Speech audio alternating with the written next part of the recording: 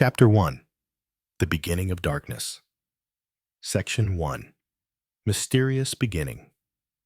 The scene in Elizabeth Holloway's luxurious apartment was a combination of opulence and eerie stillness. A dim nightlight, a small table next to a shiny black leather armchair, and light from the window illuminated an unlikely sight: a beautiful woman lying on the floor, a thin line of blood running from her lip, clutching an untouched glass of red wine. Detective Arthur Riley, who had been assigned to investigate the case, looked around the room, unhurried, but his eyes were sharp, as if calculating every detail.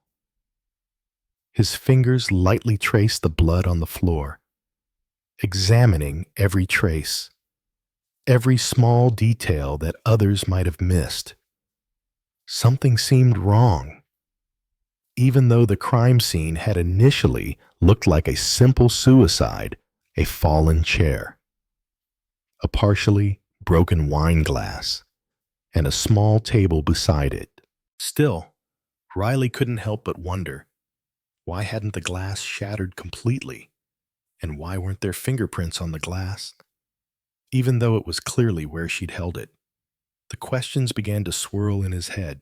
Riley stood up carefully and turned to look at Caroline, the victim's best friend, who was sitting silently outside the door, her eyes red and her face filled with fear. "Caroline," Riley asked, his voice soft but sharp, "can you tell me what happened?" Caroline stood up timidly, her face full of confusion. Liz is my best friend. She's not suicidal. She paused, her hands shaking as she tried to control her emotions. She's been fine, happy the past few weeks. There's no indication she's planning on doing this. Riley watched silently, his mind beginning to accept that this wasn't as simple as it seemed. "Caroline, have you seen anyone strange lately? Anything unusual?" Caroline was silent for a moment, then replied, "She received a strange letter a few days ago. One with no sender, but I don't think that's relevant. Liz never mentioned it." "So where is that letter?" Riley asked. Caroline shook her head, confused. "I don't know. She said she'd deal with it later. But I don't think it was a suicide." "Detective Riley nodded, his eyes sharper than ever. "I understand, and I won't let this go. We'll find out the truth." Section 2. The Mystery Behind the Words. The police left the scene, leaving Riley and Caroline alone in the quiet room. Riley still couldn't shake the feeling that something was wrong. The police had ruled it a suicide, but he felt that something in the small details didn't add up. Even though it was a small thing, the strange letter Caroline mentioned echoed in his mind. Riley decided that this would be the starting point for his investigation. The next day, Riley went to see Liam Turner, Liz's manager. Liam, an older man with a cold demeanor, did not seem too surprised to hear about Liz's death. But what Riley noticed was his attitude. Liam Turner seemed to know more than he was letting on.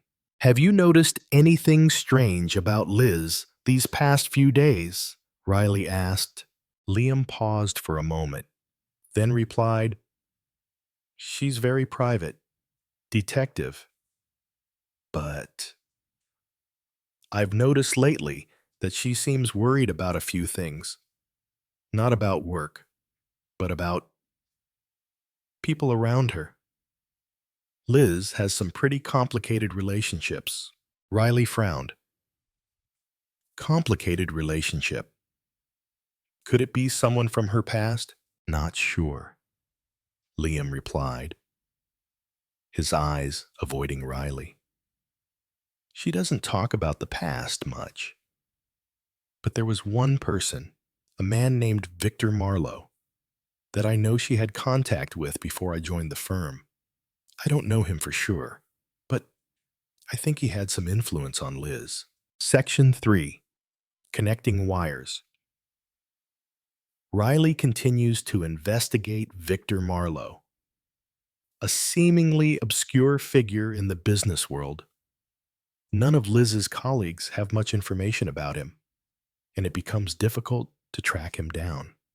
However, through some leads and meetings with a few industry sources, Riley discovers that Victor Marlowe is no ordinary businessman. He is involved in several major lawsuits and appears to be under investigation for some financial matters. From these clues, Riley begins to piece them together. A mysterious man, an unspoken relationship, and an unnamed letter. Everything is leading him down a path he can't quite understand. The more he investigates, the more questions arise in Riley's mind. Victor Marlowe may be the key figure in this case, and Riley feels that Liz's case is more than just a suicide. This may be a dangerous conspiracy, and if he doesn't act quickly, he and those around him may become the next target. Chapter 2. Opening the Secret Door Section 1 Ghosts from the Past. The next day, Riley returned to his office with a thick file bag full of information about Victor Marlowe.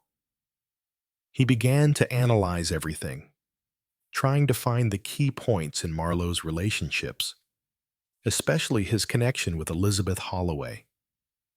Although not much was known about him, from what Riley gathered, he discovered one important thing: Victor Marlowe was not just an ordinary businessman. Through files and information from trusted sources, Riley learned that Marlowe had a complicated relationship with Liz. They had been partners on several major projects, but their relationship was not always smooth. Several people in Liz's company said they had heard arguments between the two, and on one occasion, Marlowe threatened Liz about not letting the past come back. From there, Riley senses that there may be a dangerous element from Liz's past that she has tried to hide. He decides to dig deeper into this relationship and the mysterious name that Liz has tried to forget. Section 2. Meeting Caroline. After a long morning of investigation, Riley meets Caroline, Liz's best friend, who has always insisted that Liz could not have committed suicide. Caroline is no longer as panicked as the day before, but has become calmer, although her eyes are still filled with worry. "Caroline," Riley said, "can you tell me more about Victor Marlowe? I have reason to believe that his relationship with Liz may be one of the important factors in this case." Caroline looked down at her hand, her finger twisting the ring Liz had given her years ago. Liz didn't talk about Marlowe much, but I know she loved him. But after he turned his back on her, things got complicated. They broke up, but I know Liz was still obsessed with him. Riley waited, saying nothing, just looking at Caroline. She continued, her voice trembling slightly. She said Marlowe had a shady past, but I don't know exactly what. She never wanted to talk about it. "Caroline, can you find me Liz's personal belongings? I think there might be some clues that will help me solve this mystery." Caroline nodded and led Riley to Liz's private room. The room was spacious and filled with light, but everything seemed gloomy in the air. Riley rummaged through drawers and on bookshelves and discovered Liz's old diary, in which she wrote a passage about her relationship with Marlowe. "Marlowe is not who I think he is. He has big secrets, things I can't understand. If I'm not careful, I might fall into his trap again. You know, Riley paused at this point, feeling like he had entered a dangerous area that Liz had been trying to escape from. He felt that this was the important key to unlocking the truth. Section 3.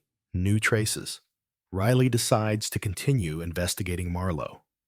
He discovers that Marlowe not only has connections to Liz, but also has many major lawsuits in the past involving shady finances and underhanded dealings. Although Marlowe always tries to stay out of the public eye, the traces he leaves in the investigations are very clear. He may be the last person Liz has ever met, and may be the person with the biggest reason to put Liz in danger. With the help of some financial sources, Riley finds a crucial document, a contract involving an illegal transaction between Marlowe and a man named Nathaniel Beckett, a name that has been linked to major financial scandals in the past. This connection suggests that Marlowe may have used Liz in some shady dealings, which may be why she is being pushed into a dangerous situation. Section 4. Reasons for the relationship. As Riley digs deeper into the documents, she realizes that Marlowe is more than just a businessman with financial goals. He has a bigger plan, one that involves deceiving and manipulating those around him. Liz may have discovered her part in the plot and tried to leave him, but she is trapped in this power game. With this new information, Riley begins to see a clearer picture of the dangerous relationship between Liz and Marlowe. But the question remains, who really killed Liz? Or could there be a larger conspiracy that we can't see yet? Section 5. The Last Light.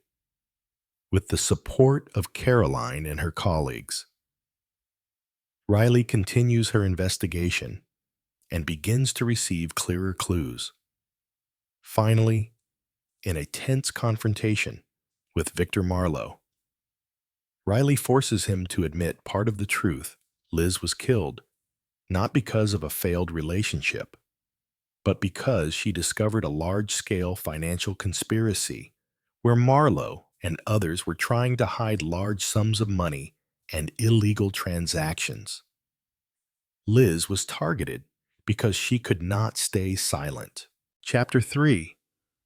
The Dark String. Section 1. The Missing Piece. Elizabeth Holloway's death remains a mystery, despite Riley's extensive information collection. Each clue, each detail brings him closer to the truth, but something important is missing to reach a definitive conclusion. After confronting Victor Marlowe without a convincing confession, Riley knows there is only one way to move forward to clarify the relationship between Liz, Marlowe, and the people behind him.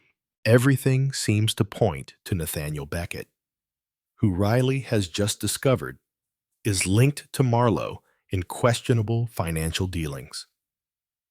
Beckett is a name that has been suspected in a number of scandals in the past, but there is still no strong enough evidence to arrest him. The more Riley digs into Beckett's past, the more he realizes something important. He may be the mastermind behind this plot, and Liz may have been killed because she discovered Beckett's relationship with Marlowe. To find out more, Riley decides to meet Charlotte Davis, a former colleague of Liz's who had a close relationship with Beckett. Charlotte, an ambitious woman, has left the company where Liz works and started a new life, but Riley cannot ignore her in this investigation. Section 2. Meeting Charlotte Davis. After a few phone calls, Charlotte agreed to meet Riley at a quiet coffee shop. She appeared to be haughty, but her eyes were filled with worry. "Riley," Charlotte said as she sat down, "she's my friend, but I can't help you." Riley stared at her, his eyes never leaving Charlotte's haunted face. "You can help me, by telling me what you know about Nathaniel Beckett. I believe he had a direct connection to Liz's death. Charlotte frowned, looking around the cafe as if afraid someone might overhear the conversation. Beckett is a very different person. Riley, he's not the type of person anyone can control. But one thing I know for sure, Liz is caught in a quagmire she can't get out of, and I can't help her. Riley waited a moment. Then he asked again, "So, Charlotte, do you know anything about the financial transaction between Beckett and Marlowe? This could be the key to this case." Charlotte closed her eyes, as if struggling with herself. "Liz told me she caught Beckett and Marlowe exchanging information about a huge sum of money, a transaction that could put the whole company in jeopardy. But she didn't know what to do, and I think she was afraid." She paused, her eyes filled with fear. Beckett is someone who can make things disappear in the blink of an eye. Liz may have realized too much. Section 3. Trace's return. Riley leaves the cafe with a heavy heart. The clues are starting to come together, but there is still no concrete evidence connecting Beckett and Marlowe to Liz's death. Riley decides to go to the financial police headquarters, where they have information about suspicious transactions that Beckett and Marlowe may have made. There, Riley meets Sophie Harrington, an experienced financial investigator who has worked with Beckett on several cases. Sophie gives Riley copies of suspicious transactions, including money transferred into Marlowe's account without proper documentation. "Riley, I know you're looking for answers about Beckett and Marlowe," Sophie said, handing him a file. "But I have a strange feeling. Their relationship isn't simply about money. There's something else they're trying to hide." Riley flipped through the documents, his eyes sharpening as he found strange numbers and signatures. A name appeared again: Victor Marlowe. But this time, there was something unusual about the paperwork. It seemed that Marlowe was more than just a regular businessman. He had connections to international underground organizations. "Sophie, thank you. This is a big step forward," Riley said, his eyes sparkling as he saw the important clue. Section 4. New confrontation. Riley knows he's close. The secrets Liz uncovers, the shady financial dealings, and the suspicious relationship between Beckett and Marlowe are all part of a larger conspiracy. Yet one question haunts him. Why did Liz have to die? She discovered the truth, and that may be why she was eliminated. Riley decided to face Beckett head-on, not giving him any chance to escape. Under Riley's sharp gaze, Beckett would have nowhere to hide. Section 5. Why did Liz have to die? Riley's final confrontation with Nathaniel Beckett will take place at a luxurious hotel in the city, where Beckett has held many secret meetings. Riley prepares himself for any eventuality. He knows that Beckett will not easily admit his crimes. But this time, Riley will not let anyone get the better of him. Chapter 4. Prey. Surrounded by a trap. Section 1. The trap has been set. The next day, Riley felt the air growing heavier. Every step he took felt like he was facing a predetermined end, where every decision could lead to unpredictable dangers. However, inside Riley, the certainty of his suspicions gradually grew stronger. Nathaniel Beckett is the only person left who can explain what happened to Liz. And Riley can't let him continue to hide in the shadows. Confronting him this time is not only about the truth about Liz's death, but also to stop a larger conspiracy that could affect many others. Riley decided to not only confront Beckett cautiously, but to put him in a situation he could not escape from. He and his investigation team devised a plan to trap Beckett. They would create a fake situation, a secret meeting about the money Beckett was trying to hide, and Riley would lead him into a confrontation he couldn't refuse. Section 2. Meeting at the hotel. Finally, Riley and the investigation team were fully prepared for the meeting with Nathaniel Beckett. They chose a luxurious hotel in the city as the meeting place, where Beckett was in the habit of holding closed-door meetings with his partners. Riley asked that all details be hidden and let Beckett think that this was a normal exchange about financial transactions. However, no one in Riley's group knew that Beckett had his own plans. So he had anticipated that this meeting might be a trap, and he did not want to be caught. When Riley and his team arrived at the hotel, they began to sense that there was a strange tension in the air. When Beckett entered the conference room, all eyes were on him. His usual confidence was gone, replaced by wariness. His eyes were fixed on Riley, and Riley sensed something was going on. Some clever game they were both playing. "Detective Riley," Beckett said, his voice dripping with sarcasm. "You think you have it all figured out, but you're wrong. You can't beat me." Riley looked into Beckett's eyes, his eyes still cold and sharp. "I don't need to win, but I need the truth. I need Beckett to pay." Beckett chuckled. "What do you think you can do to me? I can erase everything, make people forget the truth. You're just a normal person, Riley, but I'm powerful. I control everything, from people's memories to their finances." Section 3. Secrets Revealed. As the confrontation continued, Riley showed no signs of weakness.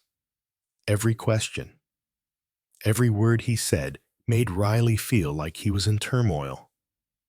Beckett tried to appear calm, but his answers began to falter. "So, Beckett," Riley said, his voice hard, "why did Liz have to die? What did she find out that you didn't want to reveal?" Beckett paused, his eyes suddenly unreadable. "Liz found something she couldn't bear.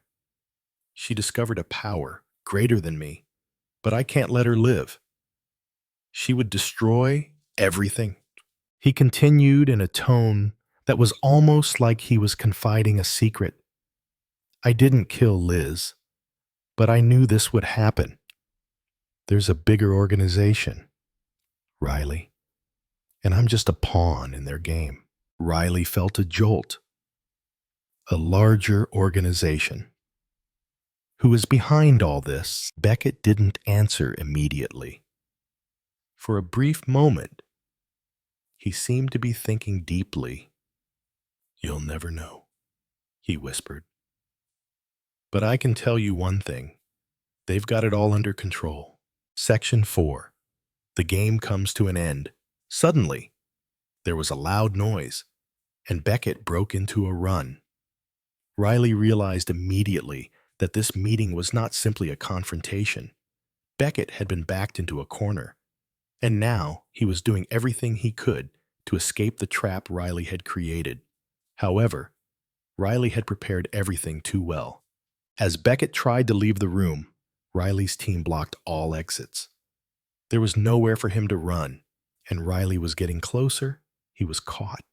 "Honestly, Riley," Beckett said, his voice lacking confidence now, "you won, but you won't understand why I did this." Riley looked at him, unsympathetic.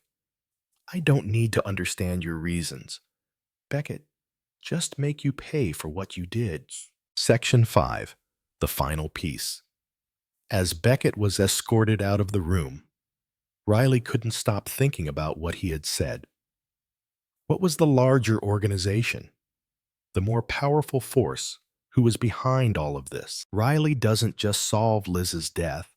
He opens a new door, a dark secret that may lead him into a larger war, where hidden forces are at work more than he knew. But the price of truth is never easy. Riley feels that this story is not really over. It is just beginning. Chapter 5. The Man Behind the Shadows. Section 1. The Torn Curtain. Nathaniel Beckett was eventually captured, but what Riley couldn't stop thinking about were his last words. "There's a bigger organization," he said. "They control everything." Those words echoed in Riley's mind, a warning of a force that was secretly manipulating events. Was Beckett just a pawn in a larger game he couldn't control? Riley couldn't breathe a sigh of relief, even though Beckett was caught. Liz's death was just part of a larger conspiracy that Riley couldn't see clearly. He knew that if they didn't find out who was behind it, they wouldn't be able to stop those deep conspiracies. That evening, Riley returned to his office, the dim light reflecting off the walls. He opened the files and began to piece together the puzzle that Beckett had inadvertently laid out. The larger organization, Riley couldn't help but think about it. He began to learn more about the people behind Beckett and Marlowe. Section 2. Putting the pieces together. Through many phone calls and old relationships, Riley finds information about a man named Julian Crowe, a little-known name in the financial business world. However, Crowe was closely involved in shady cases and cross-border transactions. Documents that Riley collects from financial transactions between Marlowe and Beckett show that all these financial lines lead back to Crowe, who worked with both of them on their most important deals. One of the documents in particular that caught Riley's attention was a file related to an investment fund that was created with money from unknown sources, and that was moved through many different countries. The vague figures and unidentifiable names made Riley feel that a global investigation was waiting for him. "We're not dealing with simple crooks, Alice," Riley said, his eyes full of determination. "If Crowe is behind this, he likely has a huge network and a lot of influence in global financial institutions." Alice nodded, her eyes shining with determination. "So what do we do next?" Section 3. The Truth-Revealing Plan. Riley realized that in order to get close to Julian Crowe, he needed to make a bold move. Through a financial broker in London, Riley planned to approach Crowe under the guise of a business meeting. His goal was to find a direct link between Crowe and the global criminal organization he was running. The meeting took place at a luxurious hotel outside the city, where Crowe often held private meetings with his partners. Riley wore a smart suit, hiding the tension that was rattling his mind. He walked into the room with a confident stride, but he couldn't help but feel like he was walking into a trap. Julian Crowe was a tall man with a sharp look and a cool demeanor. "Detective Riley," Crowe said, his voice soft but full of challenge. "I've heard of you. Thought I'd meet a tougher man." Riley sat down, his eyes never leaving Crowe. "I'm just a man seeking the truth." "Crowe, what you're doing is breaking too many rules, and I won't let you escape responsibility," Crowe chuckled. "It's a shame you think I'm such a simpleton. But the truth, Riley, may be something you never want to find." Section 4. From Mystery to Price. The confrontation between Riley and Crowe seems to have reached a dead end as Riley begins to sense that Crow is not only trying to protect the secrets he has hidden, but is also trying to manipulate reality itself. Crow not only manipulates financial transactions, but also has the ability to alter the lives and memories of those involved in these conspiracies. "You think you can save the world?" Crow sneered. "Memories can be erased." "Riley, things can change without anyone noticing. And I am the one who controls those changes." Riley realizes that Crow is not only a financial criminal, but also possesses a dark technology that can change reality and people's memories. But for what? What is his goal? "You can't change the past." "Crow," Riley said, his voice firm, "because every action you take leaves a mark, and I won't let you continue." Crow was silent for a moment, then spoke. "I don't need to change the past, Riley. I will change everything. And no one can stop me." Section 5. The End of a Fight. In the following days, Riley feels more and more danger surrounding him. The story that Crow revealed is just a small part of a larger conspiracy that Riley cannot see yet. Confronting Crow is just the beginning of a relentless war, where this world can change at any time, where all the truth can be erased to serve an even darker plan. As Riley turns to old friends and financial sources for final information, he realizes that this fight is more than just a case. It's a fight for the future of everyone in this world. Chapter 6. The Door to Reality. Section 1. Deep Secrets. After a tense confrontation with Julian Crow, Riley can't shake the feeling that this war isn't over. Crow's words still echo in his head, a warning of a greater force lurking in the shadows, where reality could change at any moment. Riley and Alice continue to investigate Crow and the Architects of Time, the organization he represents, an organization that not only manipulates time and memories, but also has the ability to change reality to their will. The information they gather makes the threat even more apparent. A technology that can erase unwanted memories and even create new realities where people live in false memories, where truth no longer exists. From the documents and clues they find, Riley realizes that Crow is not the mastermind. He is just a pawn in a larger game. And those who truly control this conspiracy do not want to be exposed. "Riley, we are facing a force no one could have expected," Alice said as they analyzed the documents together. "They can manipulate everything, even our own memories." Riley nodded, his eyes filled with determination. "Yes, Alice, but I will not let them continue to manipulate this world. They will pay." Section 2. Battle in the Dark. Riley has no time to waste. The deeper he digs, the more he realizes that the people behind it, all the people who truly control the Architects of Time, are no pushovers. They've infiltrated powerful organizations, manipulated global finances, and interfered in major political decisions. They've begun to play a bigger game, and Riley knows that every wrong move he makes could plunge the world into chaos. While searching for new clues, Riley discovers that one of the key members of this organization is named Lorenzo Wells, a powerful, mysterious, and extremely dangerous man.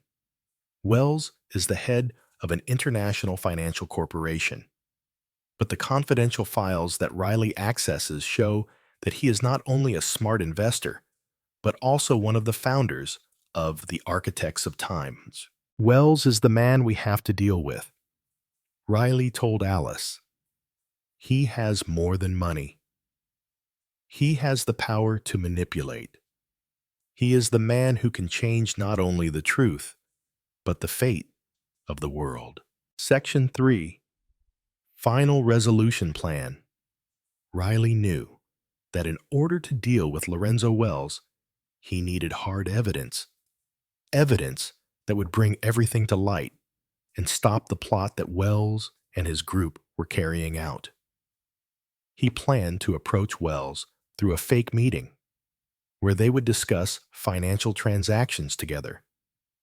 The goal was not just to get information from him, but to make him reveal the top secrets that he was trying to hide. However, Riley cannot ignore one important thing. Wells will never give up his secret easily. He has a strong team of guards, people who can alter memories and reality, and Riley must be more careful than ever. "We can't beat Wells by going head to head," Riley said as he and Alice plotted.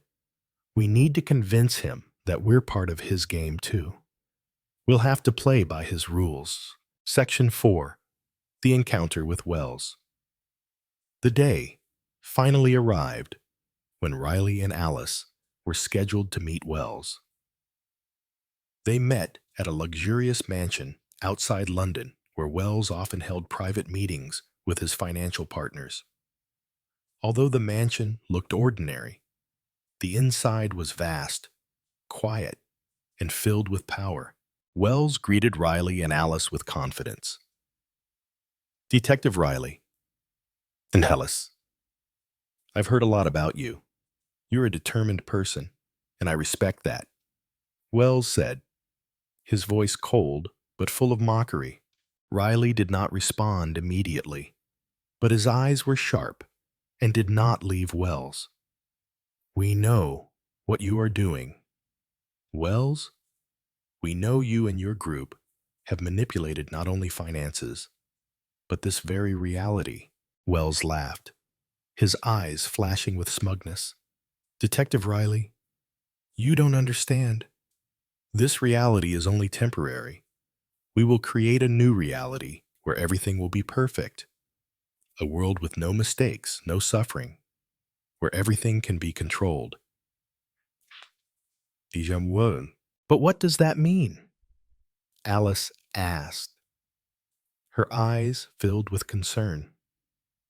"You can't change the world we live in." "Not change, Alice," Wells replied, "but perfection. You cannot understand perfection when you live in the old world. But we can create a new world, a world unbound by memory, where we control everything."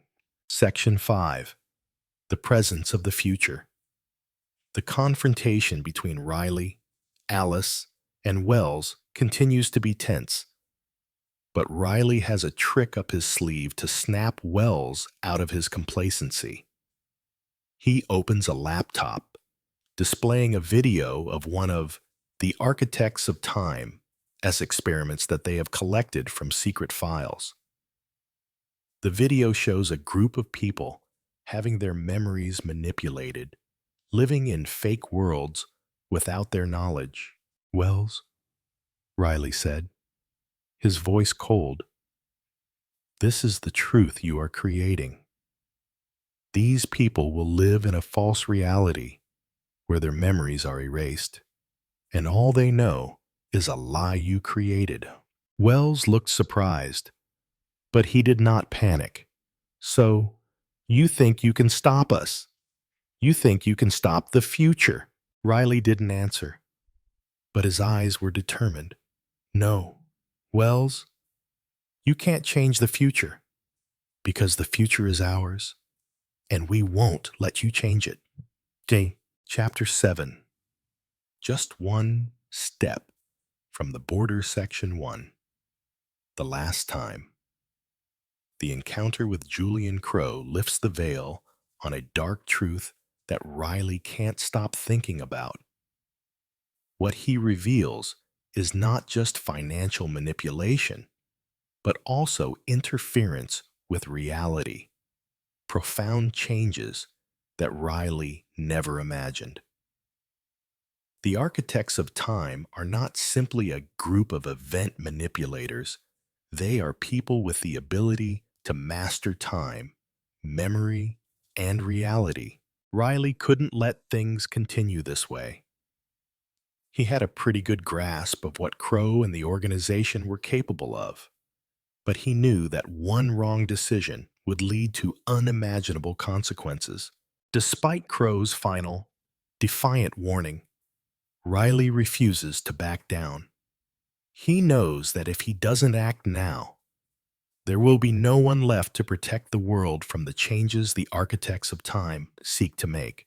"We have to face this organization, Alice," Riley said, his voice resolute.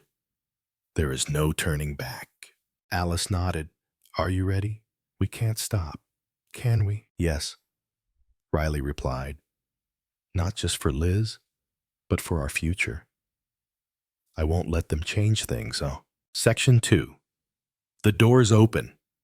With determination, Riley and Alice begin to prepare for the final assault on the architects of time. They know that to stop this conspiracy, they need to reach the organization's main control centers, where the memory manipulation and reality manipulation technologies are being developed. But the architects of time have always kept themselves safe. No one can easily access. Seeking to gain access, Riley received information from a confidential source in the international financial world, someone who had worked for a long time with Lorenzo Wells and related organizations. According to the information, Wells and others in this organization were using a complex computer system located in a hidden research center in North London. This was where they performed experiments and controlled the flows of memory and reality.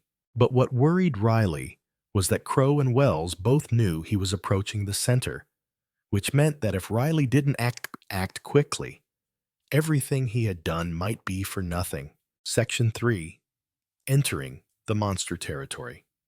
Riley and Alice head to the research center where the architects of time are conducting memory-altering experiments. Not only must they face traps and firewalls, but they must also overcome mental barriers, as devices within can cause them to lose their memories, or even make them unable to remember why they are there. As they went deeper, the space around them began to change. A strange feeling appeared, like reality was being twisted, as if time no longer followed its normal rules. Riley felt like he was entering an unreal world, where every step was like a nightmare he could not control. "Riley, something is wrong," Alice said, her voice shaking. "We are being deceived.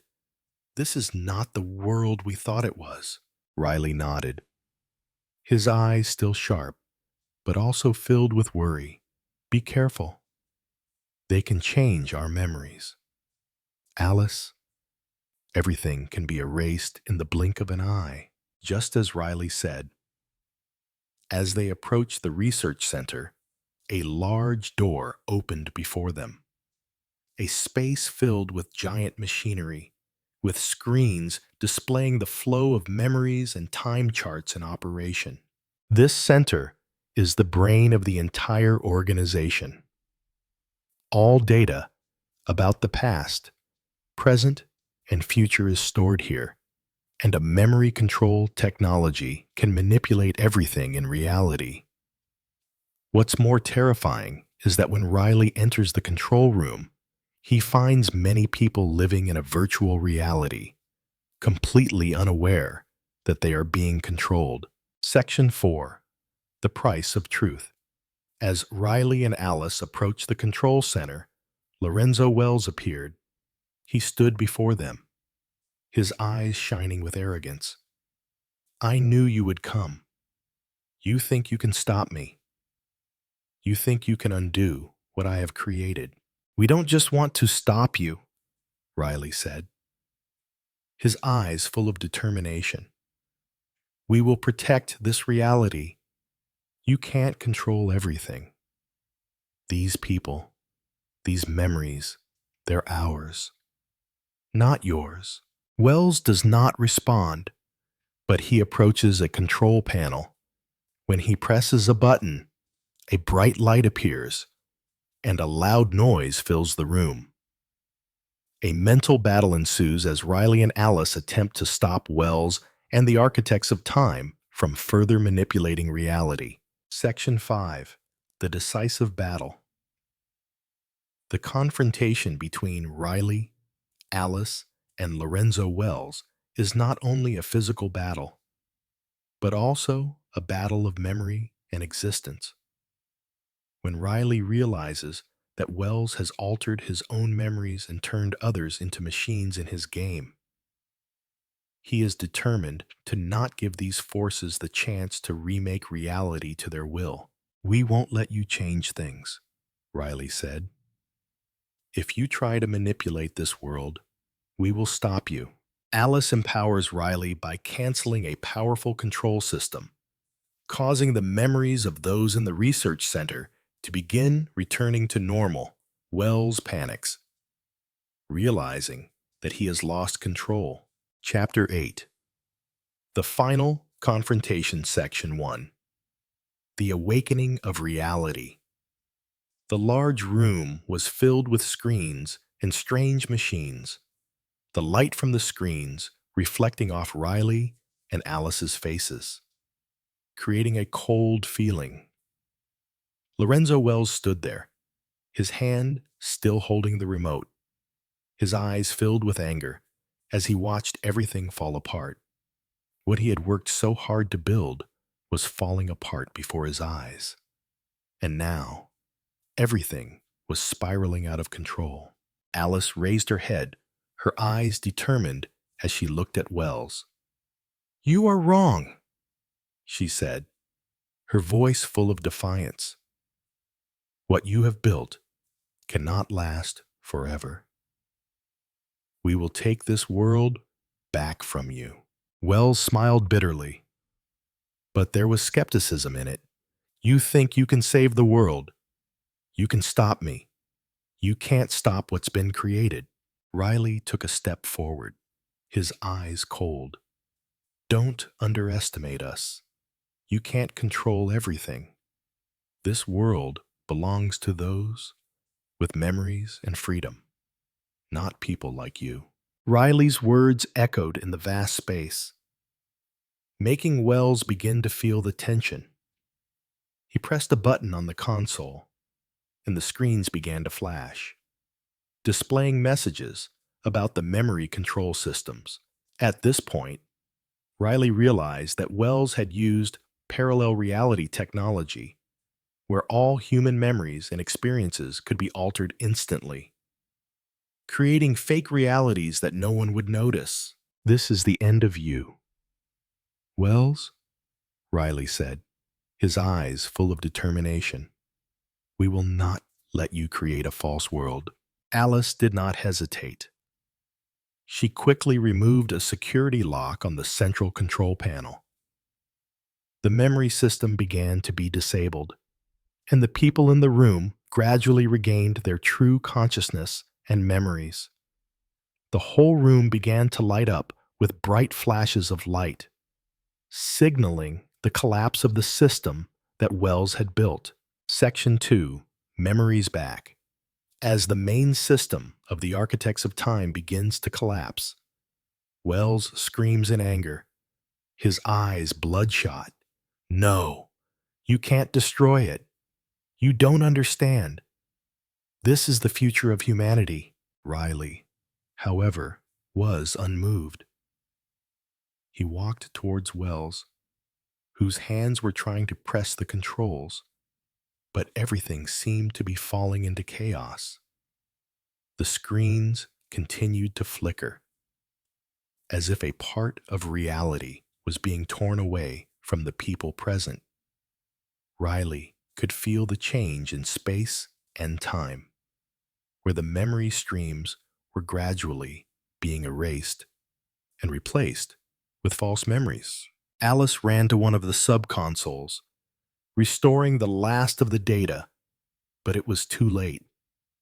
We have to stop this system before it completely changes our memories. Riley looked back at Alice, knowing that a moment's hesitation could cost everything. Do it now.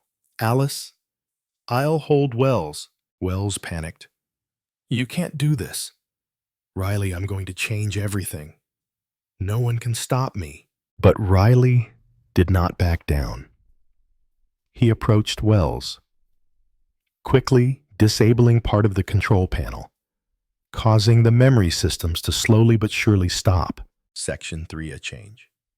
Wells looked around, realizing that his control had completely slipped away. I will not let this world go back to the way it was, he said, his voice filled with frustration. You don't understand. Riley, you will never understand that I'm only doing what needs to be done, Riley replied, his voice cold and filled with certainty. The essential thing is that no one can change this reality. You have tried, but never succeeded. Meanwhile, Alice had finally finished recovering the data from the real memories. The entire room lit up as a sign that the false realities were being removed, and the real memories had returned to everyone. The screens turned off. No longer a bright light. Section 4. New future. After the architects of time, systems are completely disabled. Wells and his organization are captured. The lab workers, whose memories have been manipulated for a long time, begin to awaken and gradually recover their own memories. A new reality is being rebuilt, one where they can live freely without being controlled by anyone. Riley and Alice stood in the middle of the room, looking at what had happened. Although part of reality had been altered, they had regained control. Riley, Alice said, her voice soft. Did we do the right thing? Can things ever go back to the way they were? Riley looked at her, his eyes calm but deep. Yes, Alice, we have protected reality, and this world will never be manipulated by such forces again. Section 5. Stepping into the future. Even though they won and stopped the Architects of Time's plot, Riley and Alice knew that life would never be the same again. They would have to live in a modified world where memories and reality were no longer under anyone's control. But they felt that it was the right move. They walked out of the research center, not looking back. Although the world had undergone great changes, one thing was certain: justice had prevailed. And now, they would have to face a new future where manipulators could no longer hold power. Chapter 9. The Traces That Remain. Section 1. Unforeseen Consequences. Even though he had stopped the Architects of Time's plot, Riley and Alice still couldn't shake the feeling that things couldn't be that simple. Yes, they had destroyed the memory control system and stopped the immediate threat, but the consequences of the changes the organization had made remained, like a scar that couldn't be healed immediately. In the days after the war, London continues to spin, but inside Riley, everything has changed. The false memories that the organization implanted in innocent people still haunt him. Will those who have been saved be able to live normal lives? Or will they always feel like they are living in a world they cannot control? Riley and Alice begin to investigate further into the consequences of memory manipulation, and they discover that not everyone is completely the same. Some people experience temporary amnesia, while others face a sense of loss when they cannot remember important times in their lives. We saved them. Riley, Alice said, her voice full of concern. But can we really help them live their lives again? No one can ever go back completely, Alice, Riley replied. But at least we got them back on the right path. Section 2. Unsolved Mysteries One More Night. As Riley was reviewing the final files from the investigation, he discovered a crucial document that he had previously overlooked. It was a memo that Lorenzo Wells had left behind before his arrest. The document not only revealed Wells's plan, but also revealed something even more terrifying. The Architects of Time were not the only organization capable of manipulating time and memory.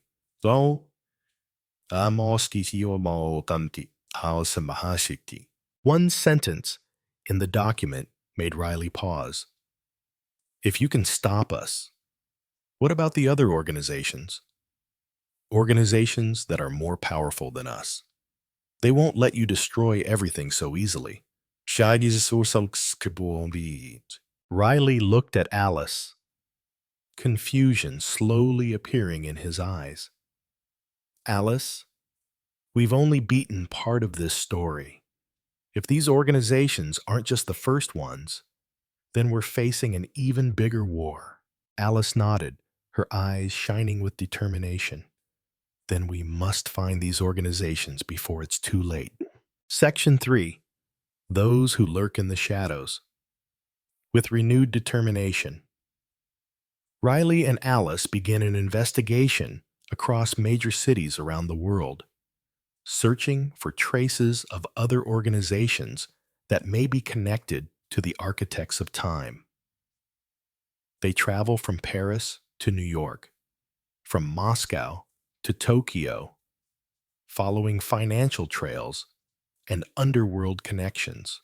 One of the places they find important information is a secret bank in Switzerland, where money is transferred between international criminal organizations. Here, Riley discovers that an organization called the Eternal Dawn holds as much power as the Architects of Time. This information makes both Riley and Alice even more worried. The Eternal Dawn may be continuing the experiments that the Architects of Time began. But unlike Wells and Crow, this group seems to have deeper connections to nations and political power. Section 4. Another clash. While investigating the Eternal Dawn, Riley and Alice discover that the organization is closely connected to a high-tech company, where they are developing technological devices that can influence the human brain, allowing them to manipulate an individual's thoughts and actions without directly interfering with their memories. Through meetings with Michael Andrews, a renowned scientist in the field of neurotechnology, Riley learns that the Eternal Dawn not only wants to alter memories, but also wants to control human thoughts and actions from within the brain. We're not just dealing with people who want to change the past, Alice, Riley said, his voice full of concern. They want to control the future. They won't stop until they have mastered everything. Not just memories, but every person's thoughts and decisions. Section 5. Opening the door to the future. Riley feels a growing sense that the fight he and Alice are fighting is not just to protect human memories, but a larger struggle to stop the forces that want to manipulate society in the future of humanity. Organizations like the Architects of Time and the Eternal Dawn may be creating a world that they can completely control, a world without true freedom. We can't stop here, Riley said, looking at Alice, his eyes determined. We have to keep fighting. We can't let them continue to create a false reality. Alice nodded, also sensing the urgency of the situation. We are facing stronger opponents, But we cannot lose hope. Justice must prevail, no matter what sacrifices we have to make. Chapter 10. The Undefeated Section 1. The Price of Power. Riley and Alice learn that this war is not only a fight for human survival, but also a fight with reality itself. In the days after facing the architects of time, they have begun to feel that it is not just about protecting memories or time, but also about stopping a power that they cannot control. The Eternal Dawn, an organization Riley has only just discovered, has created a technology that can control people's thoughts, making their every decision and action subject to control. Things are getting incredibly complicated, and Riley knows that this war may never have an easy end. Riley, we're dealing with something no one has ever seen before, Alice said, her eyes filled with worry. They can not only manipulate our memories, but they can control us from within. And I don't know if we can win. Riley looked at her silently, his eyes unchanging. We have to fight for what we believe in. They can change memories, change minds, but they can't change human nature. And I won't let them. In Section 2, The Lie of the Future. After learning more about the Eternal Dawn, Riley and Alice decide to continue their investigation, but this time, they must find a way to get close to those inside the organization to destroy this conspiracy from the inside. Although it seems that the Eternal Dawn is controlling many large organizations and underground financial sources, Riley feels that this underground force is not really all there is. Behind them may be a larger force, a force that Wells and Crow have not been able to control. Riley decides to hack into the Eternal Dawn's database to find more evidence. But things are not simple. Once inside, he and Alice will be confronted with mind control devices, where they can be controlled unconsciously. Riley knows that every decision could be final, but if he doesn't do it, he and Alice will not be able to stop a world-class conspiracy. Section 3. The Raid into Darkness. The next day, they head to the Eternal Dawn headquarters, an underground laboratory beneath the city where all of the organization's operations take place. The security system is a huge challenge, but Riley and Alice are well prepared. With hacking technology, they can use to disable the security mechanisms. As they entered inside, the surrounding space began to change immediately. They felt a strange power enveloping the place, as if the memories of the people around them were being manipulated. No one clearly knew their own reality. Riley, this feels so strange, Alice said, her voice strained. It's like we're entering another world, where time and space don't exist anymore. We must be quick, Riley replied, his eyes sharp. If we don't act now, not only will we, but the entire world fall to those who control memories and thoughts. Ascento. Section 4. Traps from Within. As they approach the Eternal Dawn's control center, Riley realizes that things are not as simple as they seem. These systems not only interfere with the memories of ordinary people, but also have the ability to create false realities to reshape the world according to the organization's will. The screens on the walls project strange images, where people no longer remember themselves, living in false realities, manipulated from within their brains.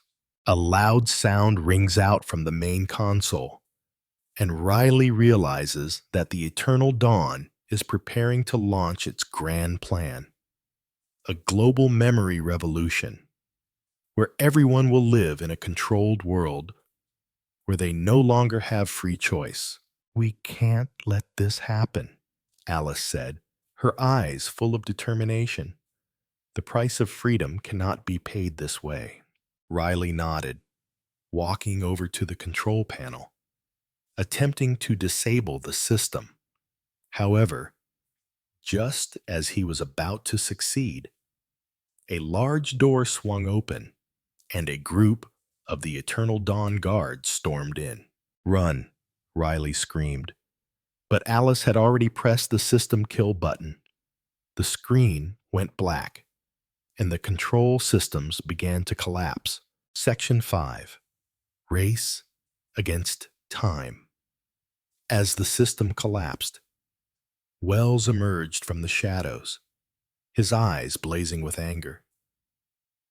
"You can't stop us, Riley," he said, his voice dripping with mockery. "We're going to create the world we want, and you can't change it." Riley wouldn't let him continue, lunging at Wells and snatching the remote from his hand. "This world is not yours to change. Justice will prevail." Alice ran to Riley, holding out her hand to pull him out of harm's way. "We did the right thing, Riley. They won't be able to control us anymore." Chapter 11. Unforeseeable Consequences. Section 1. The Imbalance of Reality. The war with the Eternal Dawn is over, but Riley and Alice clearly sense that what they have just experienced is just the tip of the iceberg. As the organization's system collapses, everything seems to return to normal, but the price of freedom they have paid makes them ponder the unpredictable consequences after Riley and Alice leave the Eternal Dawn. Headquarters, where the organization's machines have been completely destroyed. They realize that although this reality has been saved, there are invisible wounds that no one can see. Those whose memories have been manipulated cannot fully return to their previous lives, and each of them struggles with feelings of loss and inadequacy. One afternoon, as Riley and Alice sat in Riley's office, he couldn't help but feel a sense of emptiness in his heart. "Alice, we won, but what did we do to the people we just freed? Can they really live their lives again like before?" Alice was silent for a moment, then looked at Riley with concern in her eyes. "No one can ever undo what was lost, Riley, but at least we've stopped this plot, and these people will have a chance to live the lives they deserve." Riley knows that justice is never perfect, but he can't shake the feeling that part of this world is still left behind. Section 2. Final Warnings. Although the Eternal Dawn, as systems were disabled, clues about other underground organizations remained.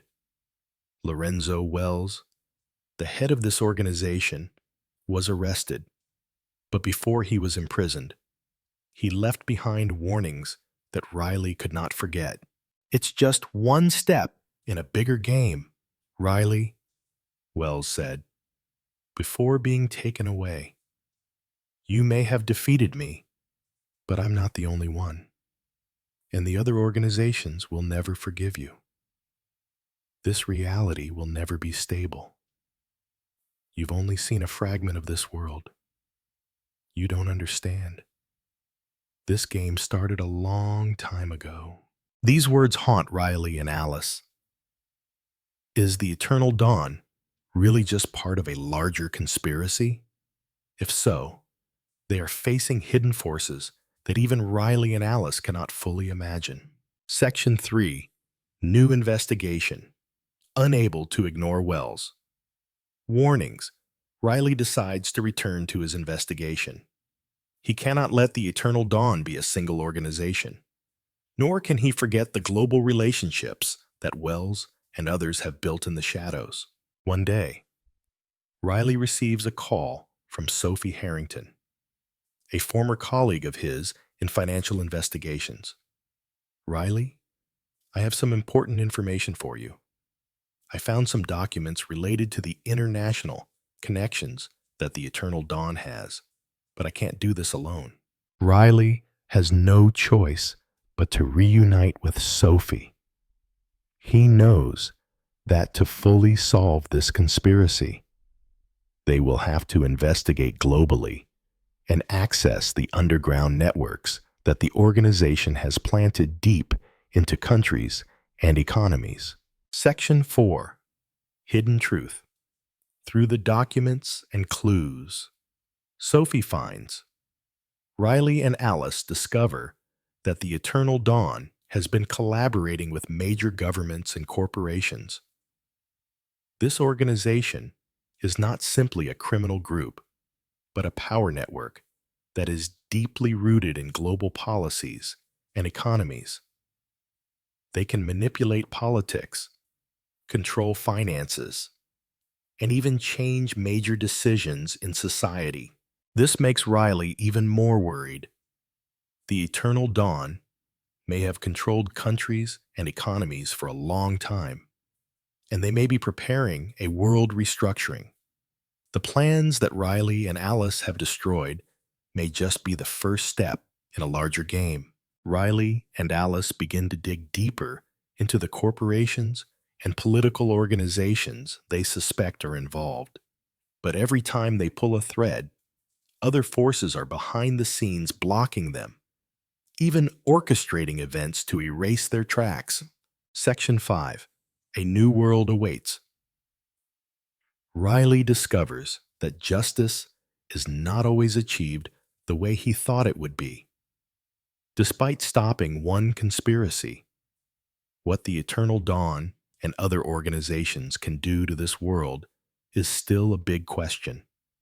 They may have destroyed everything, but will this world still retain its freedom and its memories? Looking out the window, Riley felt an unease he had never felt before. A sense that while the world had been saved, not everything would be the same again. The unforeseen consequences would follow them for the rest of their lives. "We won, Alice," Riley said, but there was no pride in his voice, just a quiet one. "But can we really live in a world free and uncontrolled?" Alice looked at him, her eyes filled with worry as well. "Maybe, but one thing is for sure. Riley, we will never give up." Chapter 12. Darkness Rises Again. Section 1. The Hard-to-Lift Curtain. After the intense battles with the architects of time and the Eternal Dawn, Riley and Alice can finally breathe a sigh of relief. However, the big question still lingers in their minds. Can the world really go back to the way it was, although they have stopped a global conspiracy? What remains at the cost of freedom makes things more complicated than ever. Those freed from the Eternal Dawn's manipulations still struggle with a sense of loss and are unable to fully relive their lives. Memories have been altered, and reintegration into the reality they once knew is more difficult than ever. That evening, Riley received a call from Sophie Harrington. Her voice was tense and urgent. "Riley, I just discovered something. There is another organization operating quietly. Maybe they are not simply criminals, but they may have close connections to political power organizations that we do not know about yet." Riley wasn't surprised, because it never really seemed like things were over. What organization?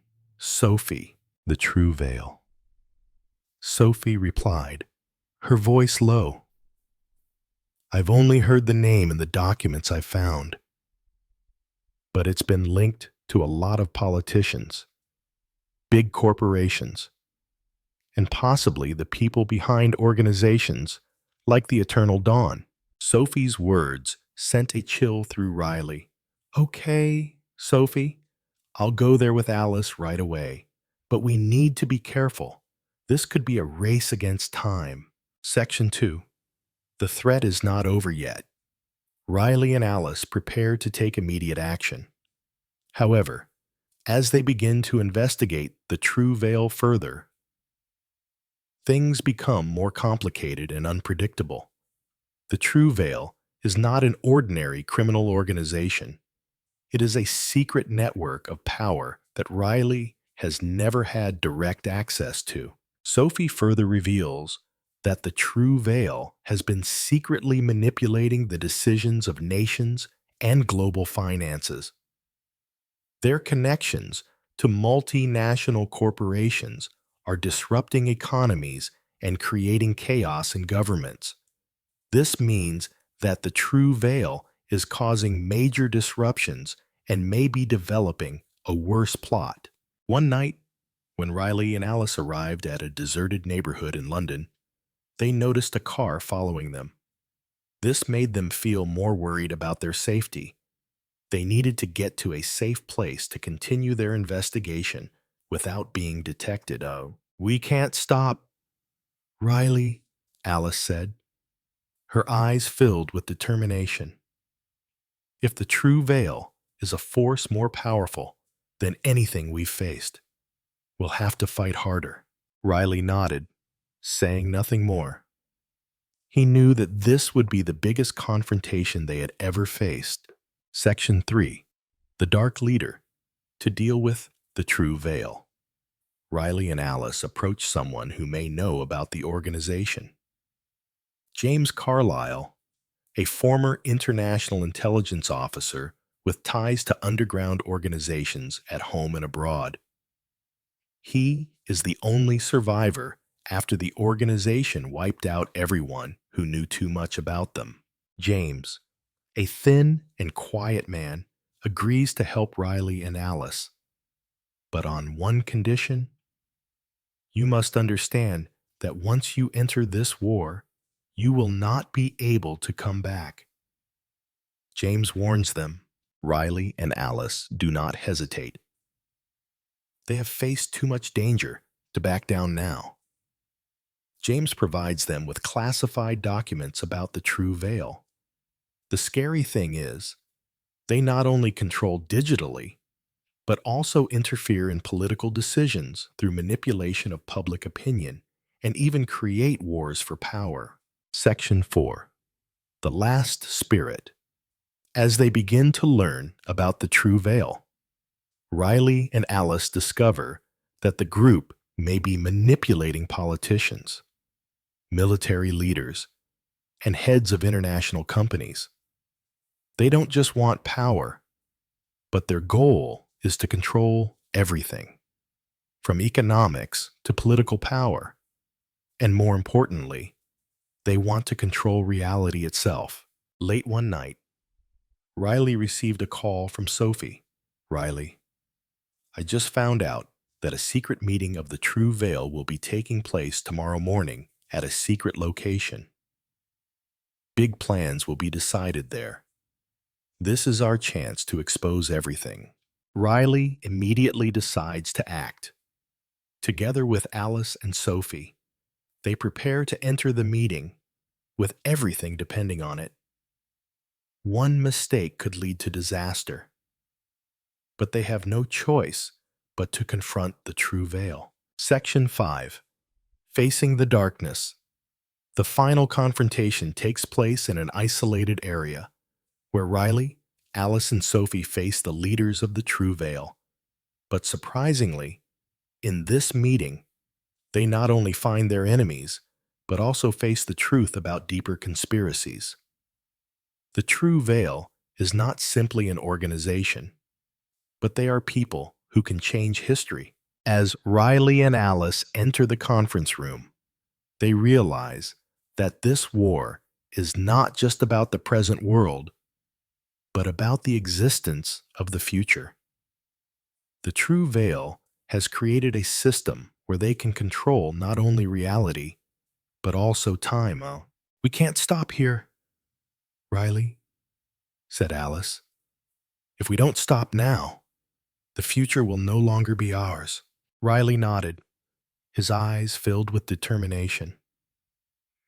Yes, Alice, but we must understand that this is the final battle. Chapter 13, the final battle, Section 1, Gateway to the New World. As Riley, Alice, and Sophie enter the room where the True Veil's meeting is about to take place, the atmosphere around them becomes heavy. They know that this is not only a final confrontation with those behind the Eternal Dawn, but also a life-or-death battle to protect not only reality, but also the future of the entire world. The heavy doors closed behind them, and in the vast space, blurry images of the True Veil's top leaders appeared on screens. They couldn't see their faces clearly, only faint silhouettes, like the operators behind the screens. Lorenzo Wells was no longer the sole leader. He had become part of a larger force, where the ultimate powers in politics, finance, and technology were all manipulated. This made Riley feel clearly that they were facing a danger not just of ordinary people, but of organizations that could manipulate the entire world. Riley, Alice said softly, her voice full of tension. We can't fail this time. If we do, everything will change forever. Riley nodded, his voice sharp. There is no turning back.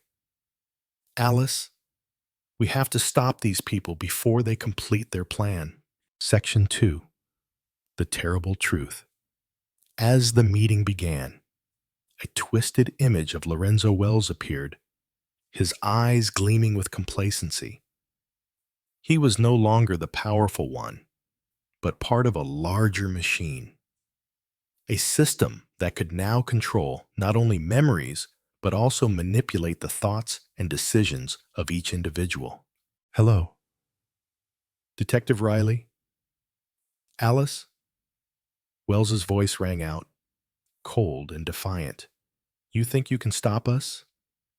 Can you shut down the technology we've been building for decades? Riley didn't respond immediately, but his eyes were cold as he looked back at the screen.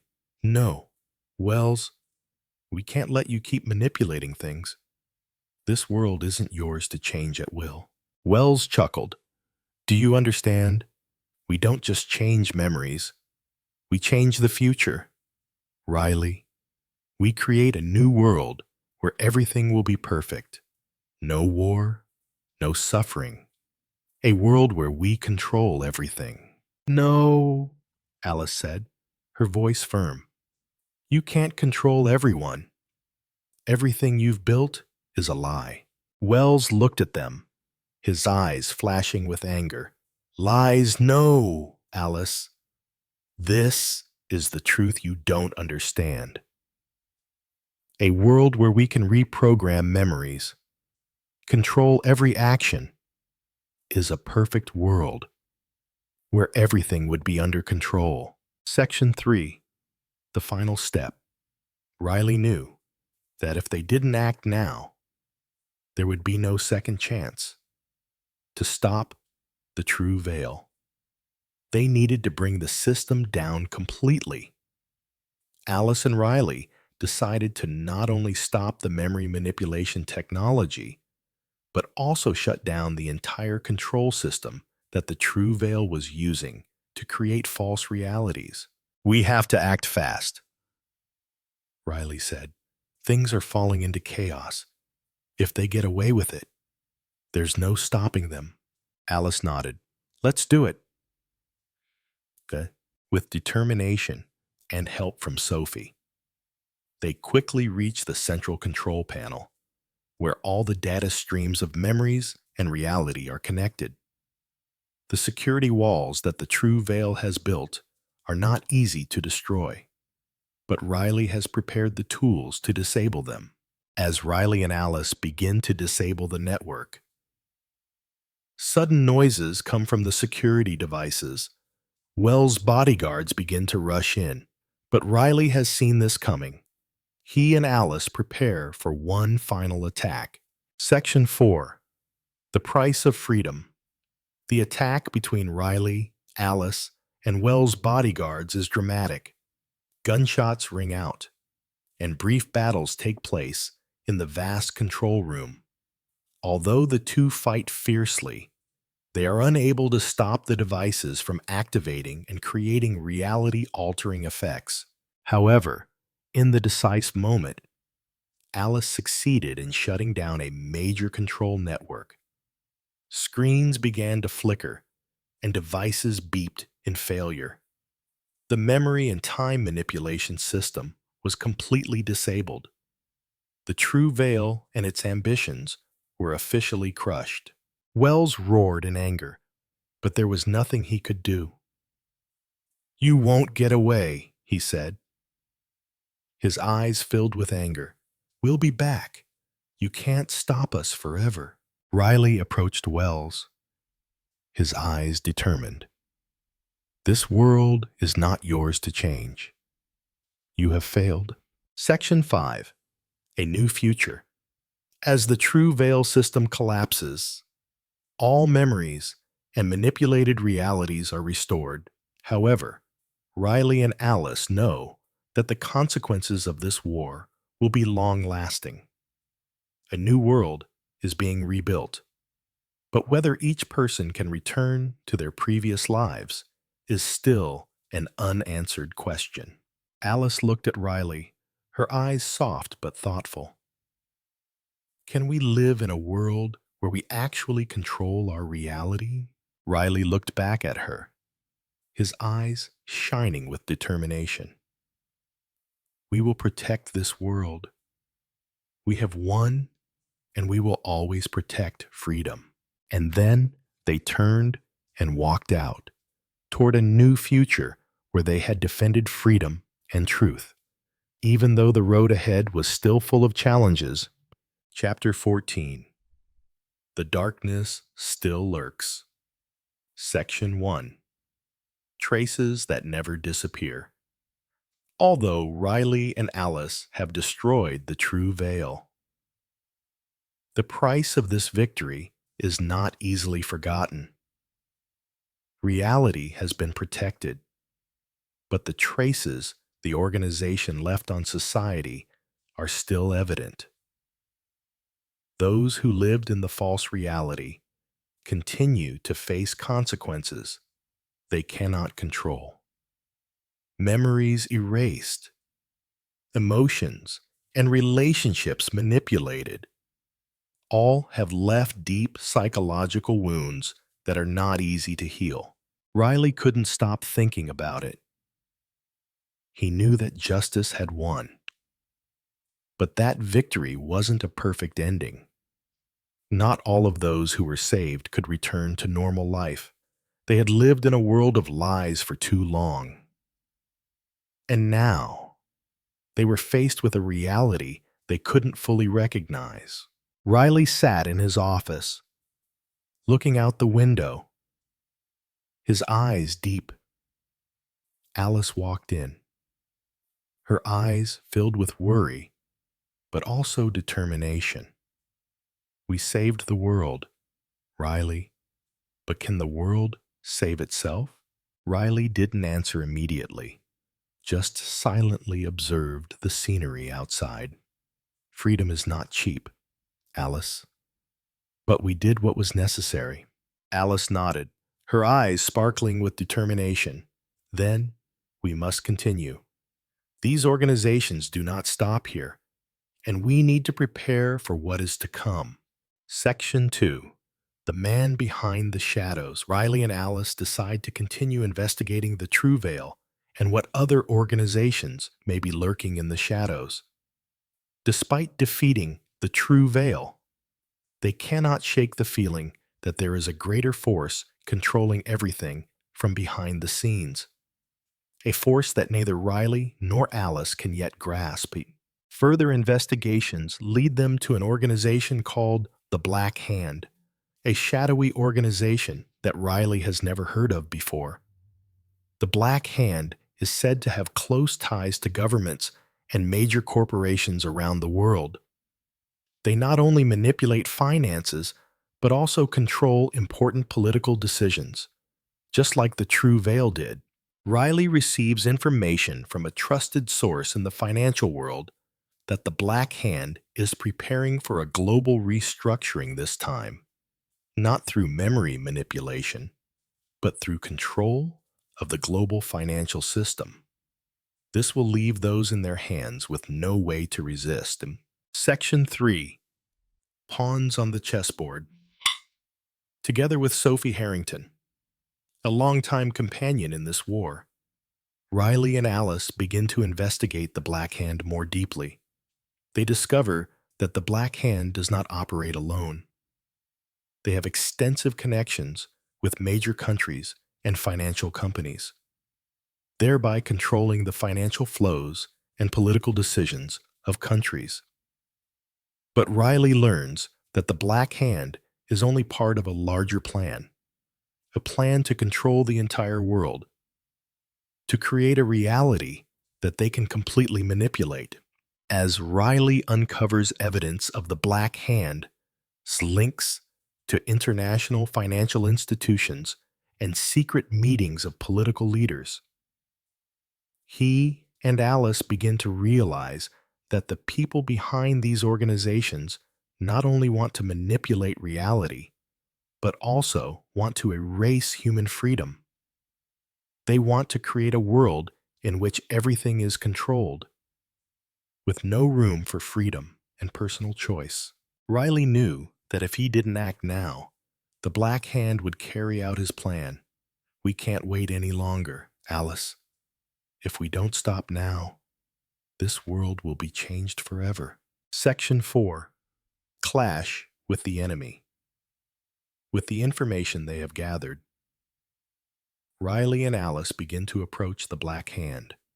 They cannot ignore the feeling that this threat is not just technological or financial, but also involves global political plans that could plunge all of humanity into a terrible crisis. In a secret meeting of world leaders, the Black Hand began to put their plans into action. They are no longer just an underground criminal group, but a powerful force that is manipulating every major event on the globe. Riley and Alice decide to break into the headquarters of the Black Hand, where decisions and plans are being prepared. They will have to face a more dangerous enemy than ever and stop their plan before it can come to fruition. Section 5. The Journey That Never Ends. As Riley and Alice begin to approach the Black Hand's headquarters, they realize that they are entering a battle without mercy. The security devices are sophisticated, and the guards in this organization are not just bodyguards, but also people who can manipulate minds and control everything according to the Black Hand's will. But Riley is undeterred. He is ready to confront the people behind these organizations. "We will not stop," Riley said. "We must continue to fight to protect freedom, to protect the future of humanity." Alice looked at him, her eyes determined. "Yes, we can't let them win." Chapter 15. The End of Darkness. Section 1. Getting Closer to the Truth. As Riley and Alice enter the headquarters of the Black Hand, the air around them is quiet, cold, and filled with tension. Every step they take is a test, and they know that every mistake could cost the world. This is not just a confrontation with the Black Hand, but a fight for survival where power and freedom will be decided. The Black Hand has built a global network of power, not only controlling finances, but also interfering in politics and the reality of every person. This is not a normal criminal organization, but an invisible force that is manipulating everything to build a world that they can completely control. Riley walked in silence, his eyes sharp as knives. But there was an inevitable anxiety in his heart. They were approaching the heart of darkness, where the truth could change forever. Everything they knew could never be the same again if they didn't stop this plan. "Riley, I feel something is wrong," Alice said, her eyes suspicious. "They have prepared everything too thoroughly. This is not just an organization. This is an empire." Riley didn't respond immediately, but he knew Alice was right. They weren't just dealing with a large financial institution, but a global power system that could erase individual freedom. The Black Hand didn't just want to create a false reality. They wanted to control the entire world, and they wouldn't stop until they achieved that goal. Section 2. The Force Behind. As they entered the central area of the headquarters, a giant screen appeared, displaying images of the leaders of the Black Hand. This was no ordinary criminal group. They were puppets in a power game that even they could not control. These people wanted not only to control the finances, but also to manipulate the thoughts and flow of time of the entire world. A figure appeared on the screen, Julian Crow, the former leader of the Eternal Dawn. He no longer had the smug look he had before, but now his eyes were filled with fear and worry. "Riley," Crow's voice boomed from the screen, "you destroyed us last time, but you cannot stop the Black Hand. You are only facing a small part of a larger force. This reality will not last long without our control. Don't think you can control everything." "Crow," Riley replied, his eyes sharp, "this world will not be yours." Alice stared at the screen, her eyes filled with determination. "We stopped the Eternal Dawn, and now we will stop you." Crow chuckled. "You don't understand. This world will never be saved without our intervention. You can't stop the process. You can't go back to the way things were." Section 3. The Decisive Raid. At the same time, Sophie Harrington approaches from another direction, where the Black Hand's mechanical systems are controlled. She begins disabling security devices, allowing Riley and Alice to enter the control center undetected. However, they know that they only have a few minutes to stop everything before the Black Hand can actually complete their plan. As they approach the central control panel, the security systems automatically activated, causing the space around them to begin to shimmer with dim lights. Everything seemed to begin to change, as if reality itself was being distorted by these devices. "We don't have much time," Riley said, his voice urgent. "If we don't stop the system, they will change reality forever." Alice quickly operated the control panel, but the security system had locked the doors and the lines. The Black Hand had prepared everything too thoroughly, and they wanted to not only control the finances, but also manipulate the time process. Section 4. The Price to Pay. In the decisive moment, as Alice almost shut down the controls, Wells appeared again, this time from the shadows, with a smug smile. "You think you can stop me," he said, his eyes cold and emotionless. "You cannot understand the power we hold. You will fail." Riley stepped forward, his eyes shining with determination. "Wells, no one can manipulate this world forever. You can change memories, change reality, but you can't change human nature." But as Riley was about to shut down the system, a small buzzing sound rang out, and the devices responded automatically. Wells had activated a copy of the system from elsewhere, and reality began to warp, creating waves that disrupted the memories of everyone in the room. The space around them began to disappear, as if they were being pushed out of this reality. Section 5. Finally regaining power. At the last moment, Alice manages to break the system copy, causing all of the Black Hand's devices to collapse completely. Wells' final screen goes dark, and reality begins to return to normal. Wells had no choice but to accept defeat. "You can't stop the people behind me," he said, his eyes going blank. "But at least we've stopped your plotting now," Riley replied, his voice firm. Chapter 16. Lost Memories. Section 1. Life After the War.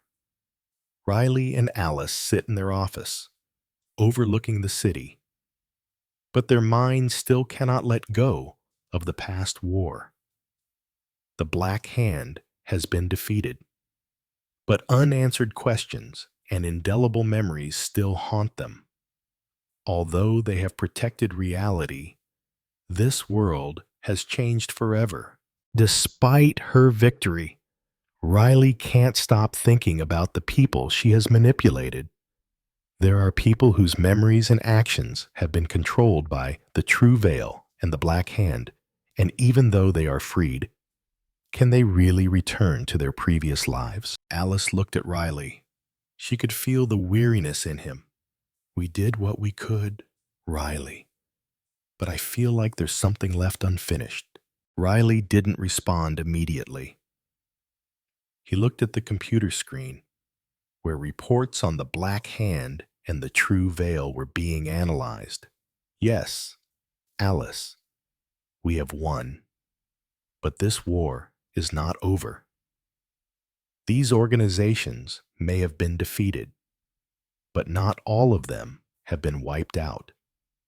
This manipulation still exists, and we do not yet understand the full extent of it." Section 2. Warnings still hover. A week after the Black Hand's system completely collapsed, Sophie discovered a new piece of information that made Riley and Alice unable to sit still. In the documents they collected, Sophie found a list of other underground organizations, possibly related to the True Veil and the Black Hand.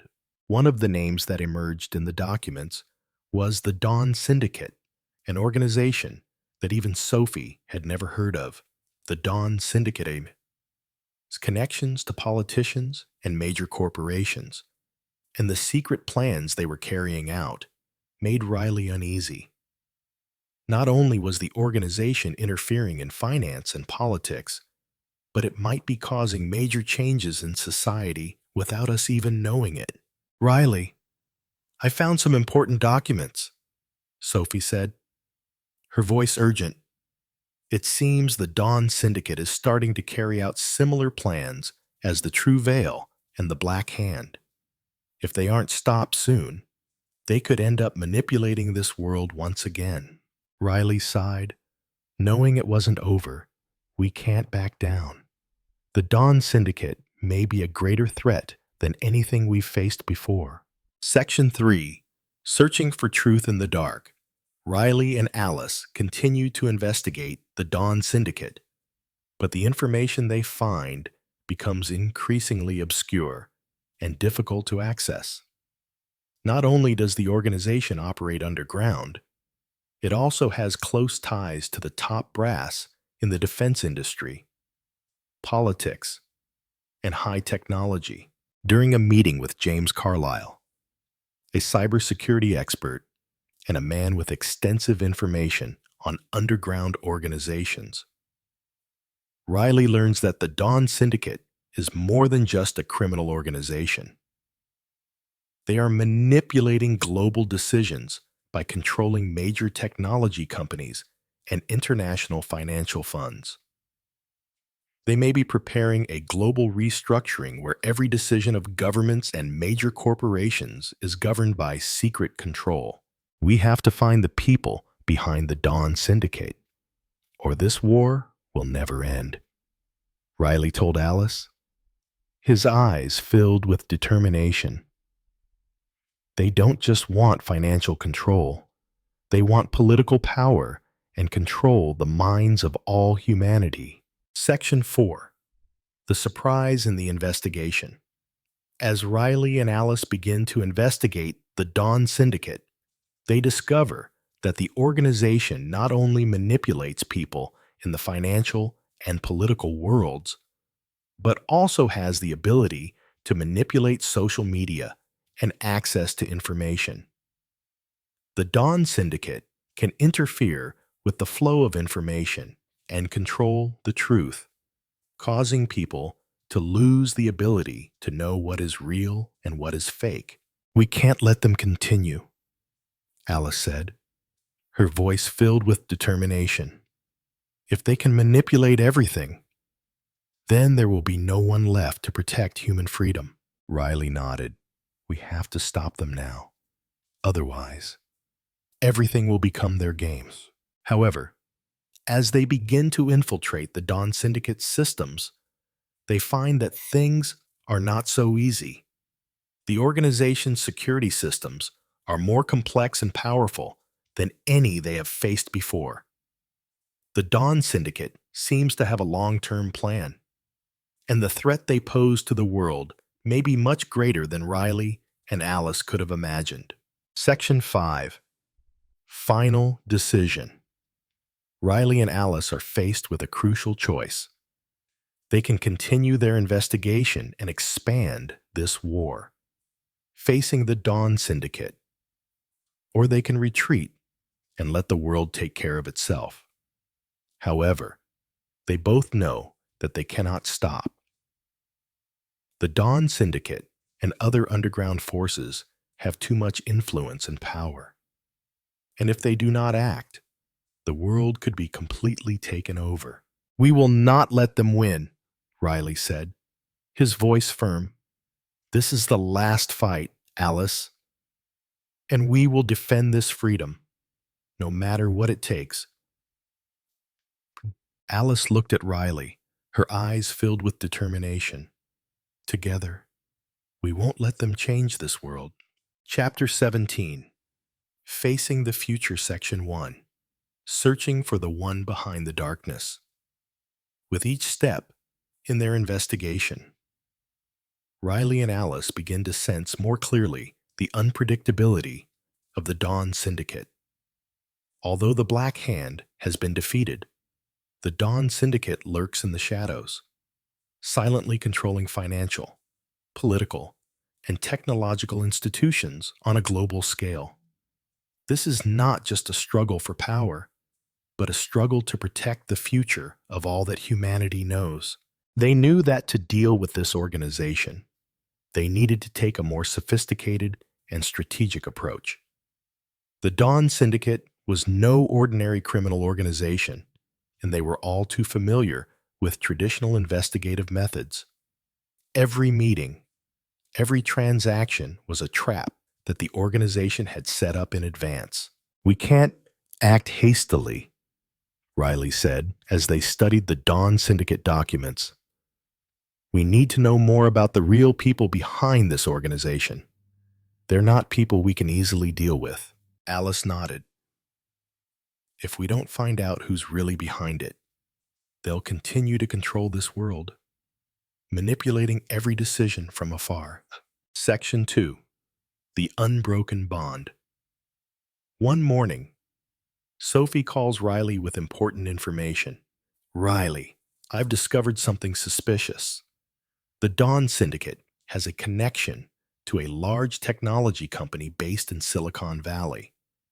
They are developing artificial intelligence and mind control technologies that could allow them to manipulate every decision an individual makes, from thought to action. Riley sees this as a great opportunity for them to penetrate deep into the organization and disrupt their plans. The company is a household name in the technology industry, but few people know that they are being manipulated by dark forces. Riley decides to make a plan to approach the company, but they must be more careful than ever. Alice, this is our chance to make things clear. The Dawn Syndicate may be building a new network of control, a system where they can manipulate the actions and thoughts of all of humanity. Alice nodded, her eyes shining with determination. We can't let them continue. Section 3.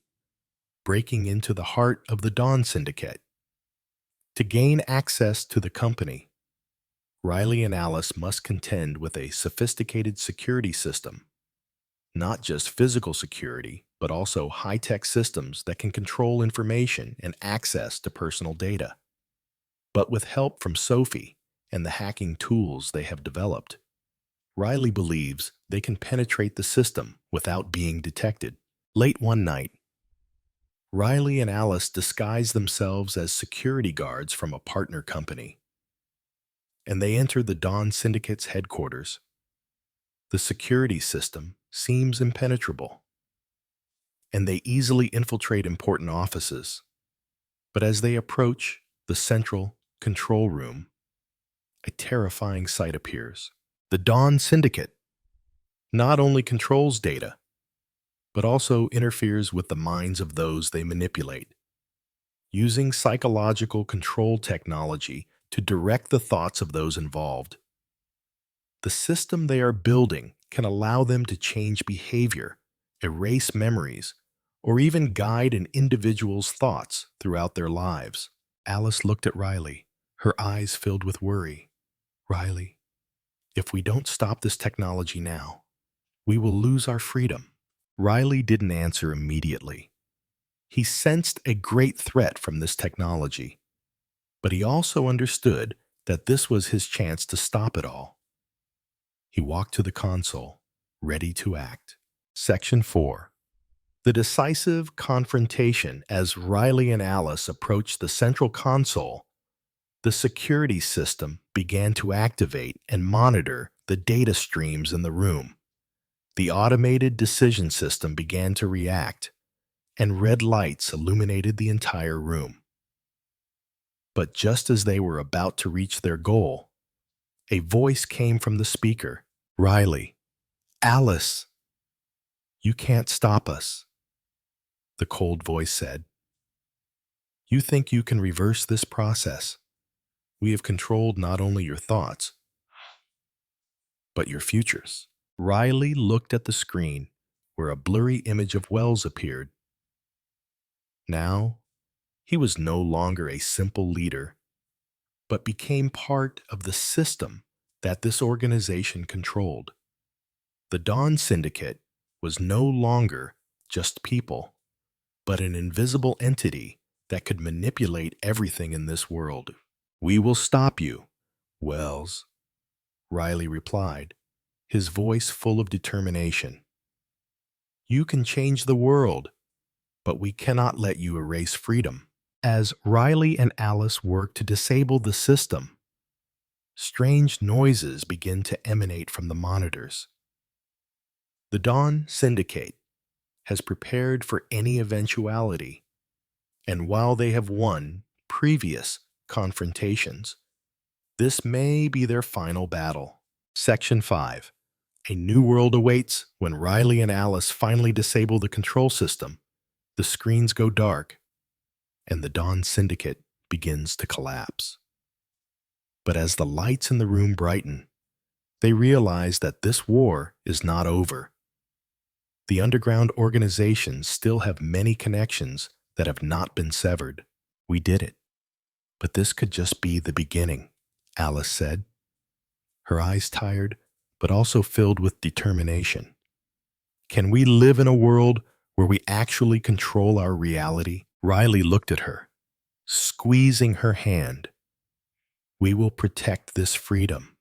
Alice, never forget that every decision we make is to protect the future. Chapter 18. The traces that remain. Section 1. The Price of Freedom. After the Dawn Syndicate was destroyed, Riley and Alice sensed a change in the air. Although they had won, the world they protected would never be the same again.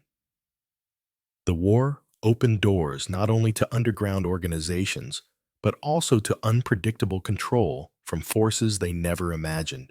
Riley sat in his office, the dim light from his computer screen illuminating his face. He was analyzing the last bits of data the Dawn Syndicate had left behind, but a sense of unease was creeping up on him. Every move, every decision they made could be the final act in a larger game they didn't fully understand. We saved this world, but it's not quite the same anymore, Alice said as she entered the room, her eyes filled with worry. What we've done will have unforeseen consequences. Riley, we need to prepare for what comes next. Riley didn't answer immediately, his eyes still glued to the computer screen. Justice may have prevailed, Alice, but I sense that this reality is still threatened. We haven't completely eliminated all the dark forces. Okay. Section 2.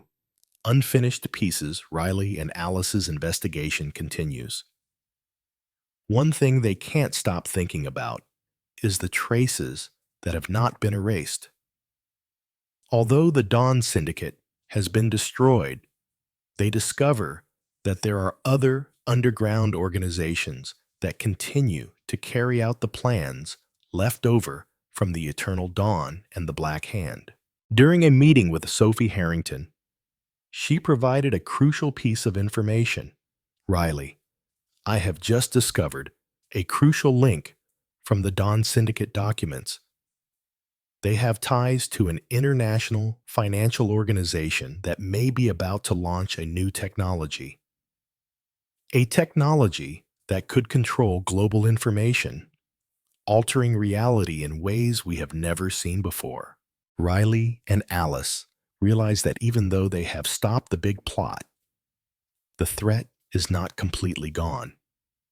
The technologies that these underground organizations are developing can create new revolutions, changing not only finance, but also politics, society, and human ideology. Section 3. The Road of No Escape.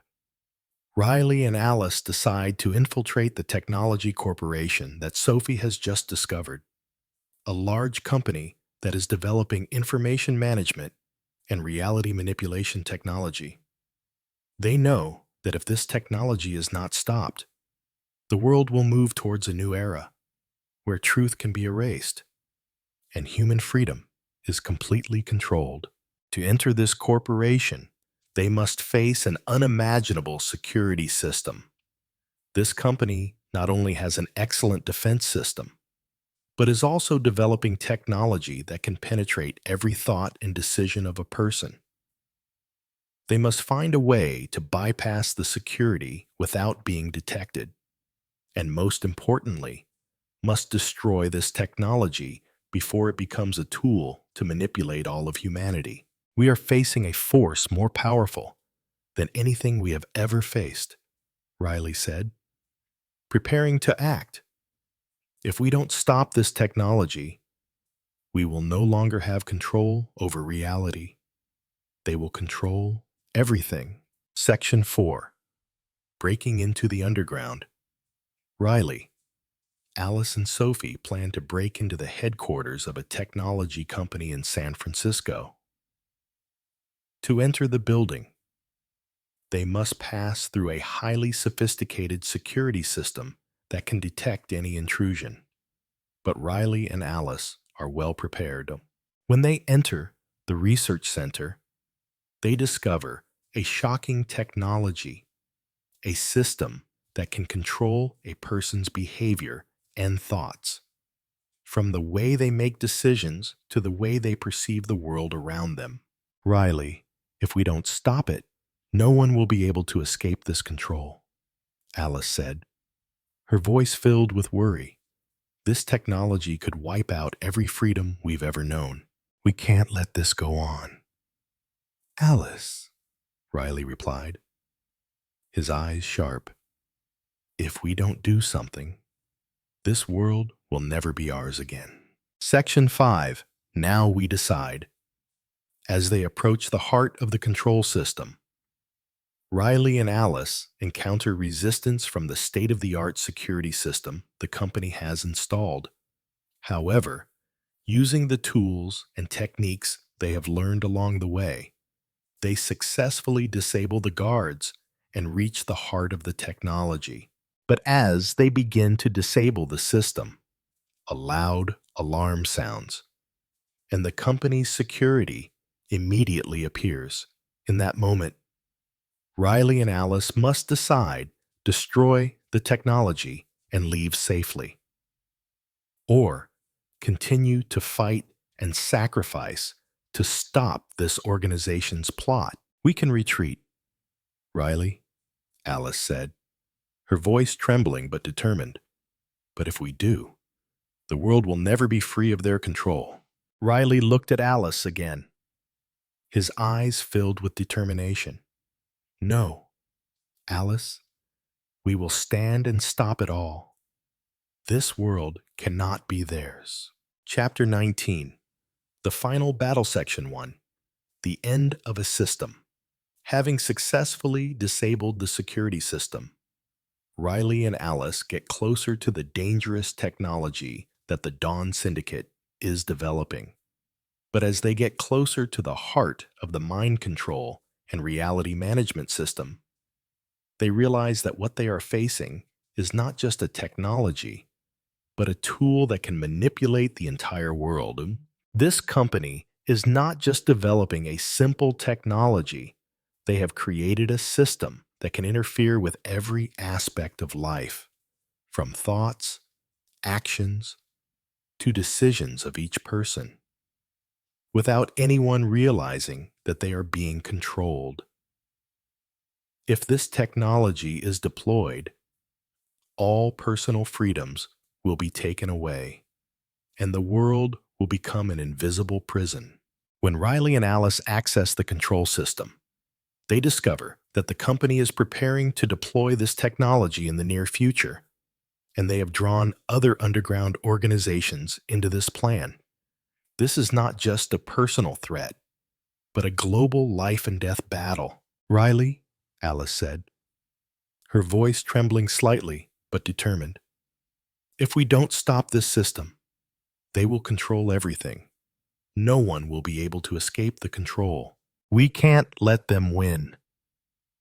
Alice, this is the final battle, Riley replied, his eyes cold and determined. Section 2.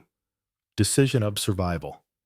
As they approached the central control panel, the system began to react, and red lights on the screens began to flash.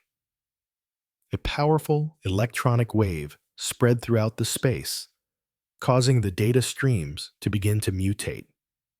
Every device in the control room simultaneously reacted to their intrusion. We don't have much time, Riley said. We have to disable everything now.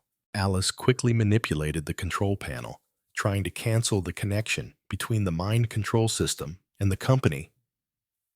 But the technology that the Dawn Syndicate developed was not something they could easily turn off.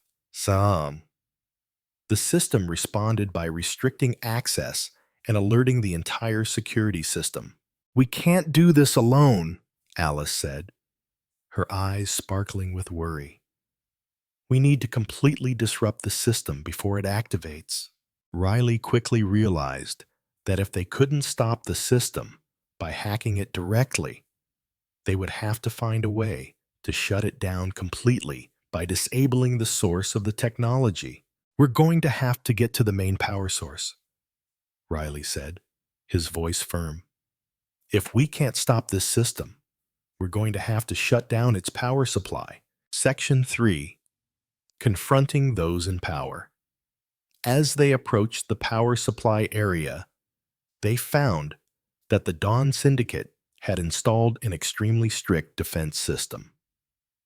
Not only was there an electronic security system, but there were also armed guards waiting for them. The heavy metal door opened, and a row of armed guards rushed in, weapons ready. "We have to stop them before it's too late," Riley said, his hand ready to draw his gun. This is a fight to the death. The confrontation between them and the Dawn Syndicate was fierce. Gunshots rang out in the vast space of the research center. The guards of the Dawn Syndicate not only had guns, but also had neural tracking technology, which could make the intruder lose control of his actions. But Riley and Alice did not stop. With determination and cunning, they broke through the defenses and entered the final control room, where the main power supply of the Dawn Syndicate system was being managed. Section 4. Total destruction. As they approached the control center, Riley and Alice began disabling the system's power sources. However, as they are almost done, the company's automated systems detect an intrusion and activate a self-protection mode. The screens begin to flash violently, and the space around them becomes chaotic. A voice came over the speakers, this time from a strange man they had never seen before. "Riley, Alice, you cannot stop the Dawn Syndicate. This technology has become part of the new world. There is nothing you can do to change it." Alice frantically worked on the control panel, and seconds later, there was a loud bang as the system was disabled. The screens went black, and reality slowly returned to normal. The Dawn Syndicate's control system had been completely destroyed. Section 5. A new world awaits after the Dawn Syndicate. The system has completely collapsed. Riley and Alice know that justice has prevailed, but the question of the future still lies before them. The Dawn Syndicate is not the only organization capable of manipulating reality. There are other organizations that still exist in secret, and the fight to protect freedom is not over. Riley looked at Alice, his eyes filled with weariness but also determination. "We did the right thing, Alice, but this could just be the beginning of a new war. The world is ever-changing, and we must always be ready." Alice nodded. "Then we will continue to fight, Riley, for freedom, for truth." Chapter 20. New Journey, Section 1. Bringing the Future Back from the Darkness. Riley and Alice stand on the cusp of a great war. They have stopped the Dawn Syndicate, but they cannot escape the feeling that this war is not really over. The dark forces still remain, lurking in the shadows that neither of them can completely eradicate.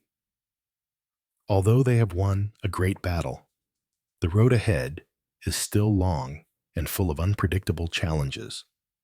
"We've stopped part of this world," Riley said, looking out the window.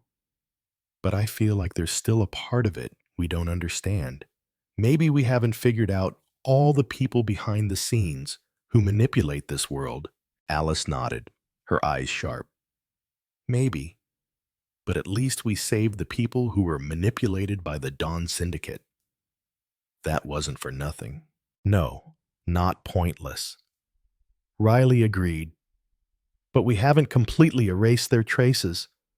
There's no telling what other underground organizations will do with this technology after we've destroyed the Dawn Syndicate."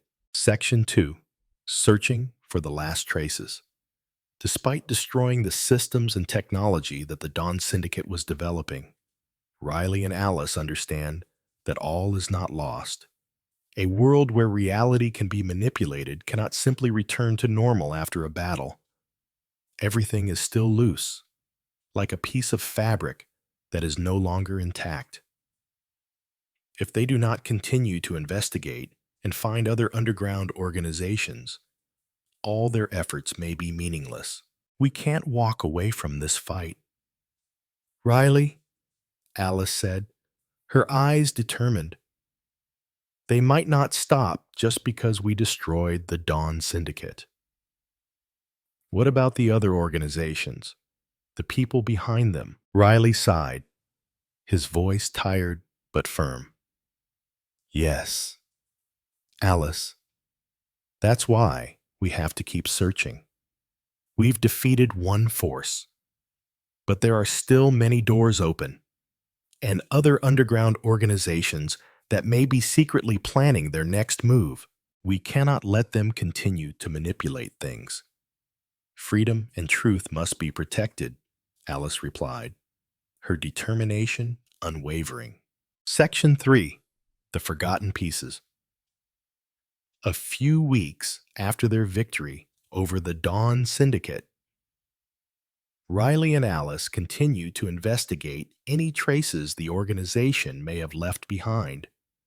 As they investigate, they begin to see a larger picture emerge. They discovered that, in addition to the Dawn Syndicate, there is another organization, the Crescent Circle, which has connections to global financial corporations. The Crescent Circle has secret projects that can create similar technologies to the Dawn Syndicate, helping them manipulate information platforms and behavior globally. Riley looked at the documents they had collected from recent investigations. Alice, this is evidence that the Crescent Circle may be continuing to develop the dangerous technologies we destroyed. They did not stop after the defeat of the Dawn Syndicate. Alice nodded. Then we must continue to pursue them. We cannot let these forces take over the world again. Jisan. Section 4. Next steps towards the final plan. Riley and Alice decide they must infiltrate the organization and stop this new threat. However, they cannot go it alone. They need help from those they trust, especially Sophie Harrington, who has been with them throughout this fight. Sophie discovers that the Crescent Circle has research facilities in Europe and Asia where they are testing technologies that could change the future. Riley, Alice, and Sophie begin planning their final assault. They will not simply destroy one organization, but stop a tidal wave that could cause the entire world to fall into the control of those who cannot be dealt with. We are not just fighting to protect freedom, Riley said, but we are fighting to stop a world without freedom, a world where everyone is manipulated. Section 5. The decisive infiltration. Riley and Alice spring into action.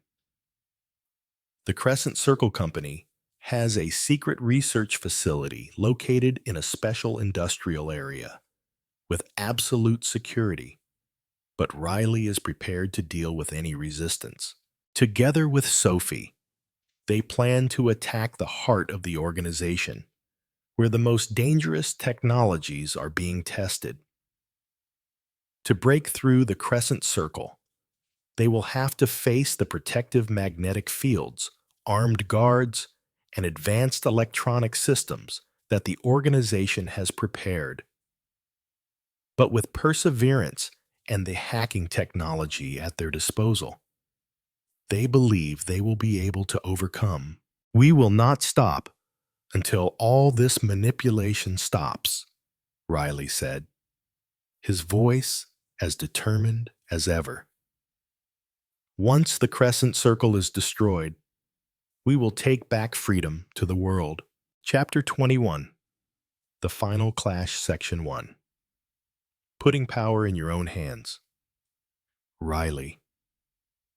Alice and Sophie are ready for their final infiltration into the headquarters of the Crescent Circle, a far-reaching organization with global connections in technology, finance, and politics. Not only is the organization developing information control technology, but it is also conducting experiments that can manipulate the thoughts and actions of millions of people around the world. With what they have experienced in previous battles, all three of them understand that this time will be the decisive confrontation, where they will not only stop an organization, but also stop a global conspiracy that could lead to a world without freedom. Riley stood in front of the screen, flipping through the files Sophie had collected on the Crescent Circle. The organization's research facilities were in Berlin and Hong Kong, where they tested technologies that interfered with human behavior. Alice, Sophie, we must act quickly. This technology could change humanity's perception of reality. Alice looked at the map of the facilities and nodded. We can't let them do these experiments anymore. They're playing with the future of the entire world. And this time, we're going to have to end the game. Section 2. The Entrance to Darkness. When they arrive in Berlin, Riley and Alice begin to approach the Crescent Circle facility in a secluded industrial area. Everything here seems quiet and uneventful, but Riley knows that everything is tightly controlled. The security system not only has physical checkpoints, but also a neural recognition system, which means that if someone breaks in, their thoughts can be controlled. Sophie, who specializes in cybersecurity, begins hacking into the facility's security system. We have 10 minutes to get in. Sophie announces, after that, the entire system will automatically go into self-defense mode. Riley and Alice quickly put on their anti-surveillance equipment and entered the main building. Security wasn't a big deal, but they still needed to be cautious because everyone in the building could be monitored without them knowing. As they enter the control system, Riley realizes that the technology the Crescent Circle is developing is not just a tool for mind control, but a system that can create a virtual reality for each individual, causing them to live in a world where they cannot distinguish between real and fake. Section 3. Running System. As they approach the control center, a large door opened before them, and Riley immediately noticed a massive electromagnetic wave emanating from the surrounding screens. Every device in the control room was running a cognitive-altering program that could change the basic behaviors of those being manipulated. Alice quickly moved towards the control panel, but as she began to operate, the system reacted violently. An electronic protective wall was activated, creating an extremely strong electric wave that could make anyone who approached the system feel confused and disoriented. "We don't have much time," Alice shouted. She started entering the code into the system. Sophie ran to the main console, continuously manipulating and breaking the security code. "Riley, I need more time. Otherwise, they will detect us." At this moment, the screen in the room suddenly lit up, and the image of a man appeared, none other than Lorenzo Wells, who was once the head of the Eternal Dawn. But this time, he was not the only one in power. "Hello, everyone," Wells' voice boomed over the loudspeaker. "You think you can stop us? You've stopped me before, but you can't stop the Crescent Circle. We don't just manipulate minds, we create reality. And you can't survive in a world like that." Wells smiled, and everything in the control room began to change. The screens began to show strange scenes, where each person in the room could see different realities, as if they were living in a world where both time and space could change. Section 4. Lost and found, Riley senses the terrifying power of this technology. Every reality can be manipulated. Their memories can be erased in the blink of an eye. Once the crescent circle completes its plan, no one can escape its control. King, we can't let them do this, Riley said, his eyes flashing with determination. We have to stop this system before everything is changed forever. Alice quickly reconnected with Sophie, and in a last-ditch effort, the three of them worked together to disable the system. A powerful electronic wave was emitted from the control system, and the screens began to black out. As silence fell, they knew the war was over, but the price they paid would never be easily erased. Section 5. New Future. As they leave the research facility, looking back at the city, slowly lighting up in the darkness, Riley and Alice know that although they have stopped a great power, the future still holds many unanswered questions. The crescent circle may have been stopped, but the technology and power they left behind will still be a threat to everyone in the world. We stopped them, but there are more challenges ahead, Riley said, his hand clasping Alice's. We can't stop him. Alice looked at him, a new light shining in her eyes. Yes, for our freedom. We will continue to fight. We cannot let this darkness take over the world again. Chapter 22. The War is Not Over. Section 1. Questions Still Remaining. Riley and Alice stood on top of a building, overlooking the city they had just saved. But despite their victory, the air around them still carried a heavy feeling. Although the Crescent Circle had been destroyed and the Dawn Syndicate was no longer active, they knew that this world was still full of underground forces waiting for an opportunity to rise. We did the right thing. But will the world ever go back to the way it was? Alice asked, her eyes staring off into the distance. Come on. Riley didn't answer immediately. He looked out at the night city, feeling that justice wasn't always perfect. Nothing is perfect, Alice, he said, but at least we've stopped some of this darkness. As for the rest, we'll have to fight to protect it. Alice nodded, but still couldn't help but feel worried. We may have stopped a large part, but can we face deeper conspiracies? These forces won't stop just because we've broken up an organization. No, we can't stop, Riley replied, his voice firm. But at least we've given the world a new chance. Section 2. Hidden Forces. Despite stopping the Crescent Circle, Riley and Alice know that this war cannot be over. The dark organizations are still lurking somewhere in the shadows. They begin to investigate further into the global power networks these organizations have built. They discover that the dark organizations may have created an information network from which they can manipulate major decisions. Riley finds that even though the Crescent Circle has collapsed, there are still many unfinished pieces.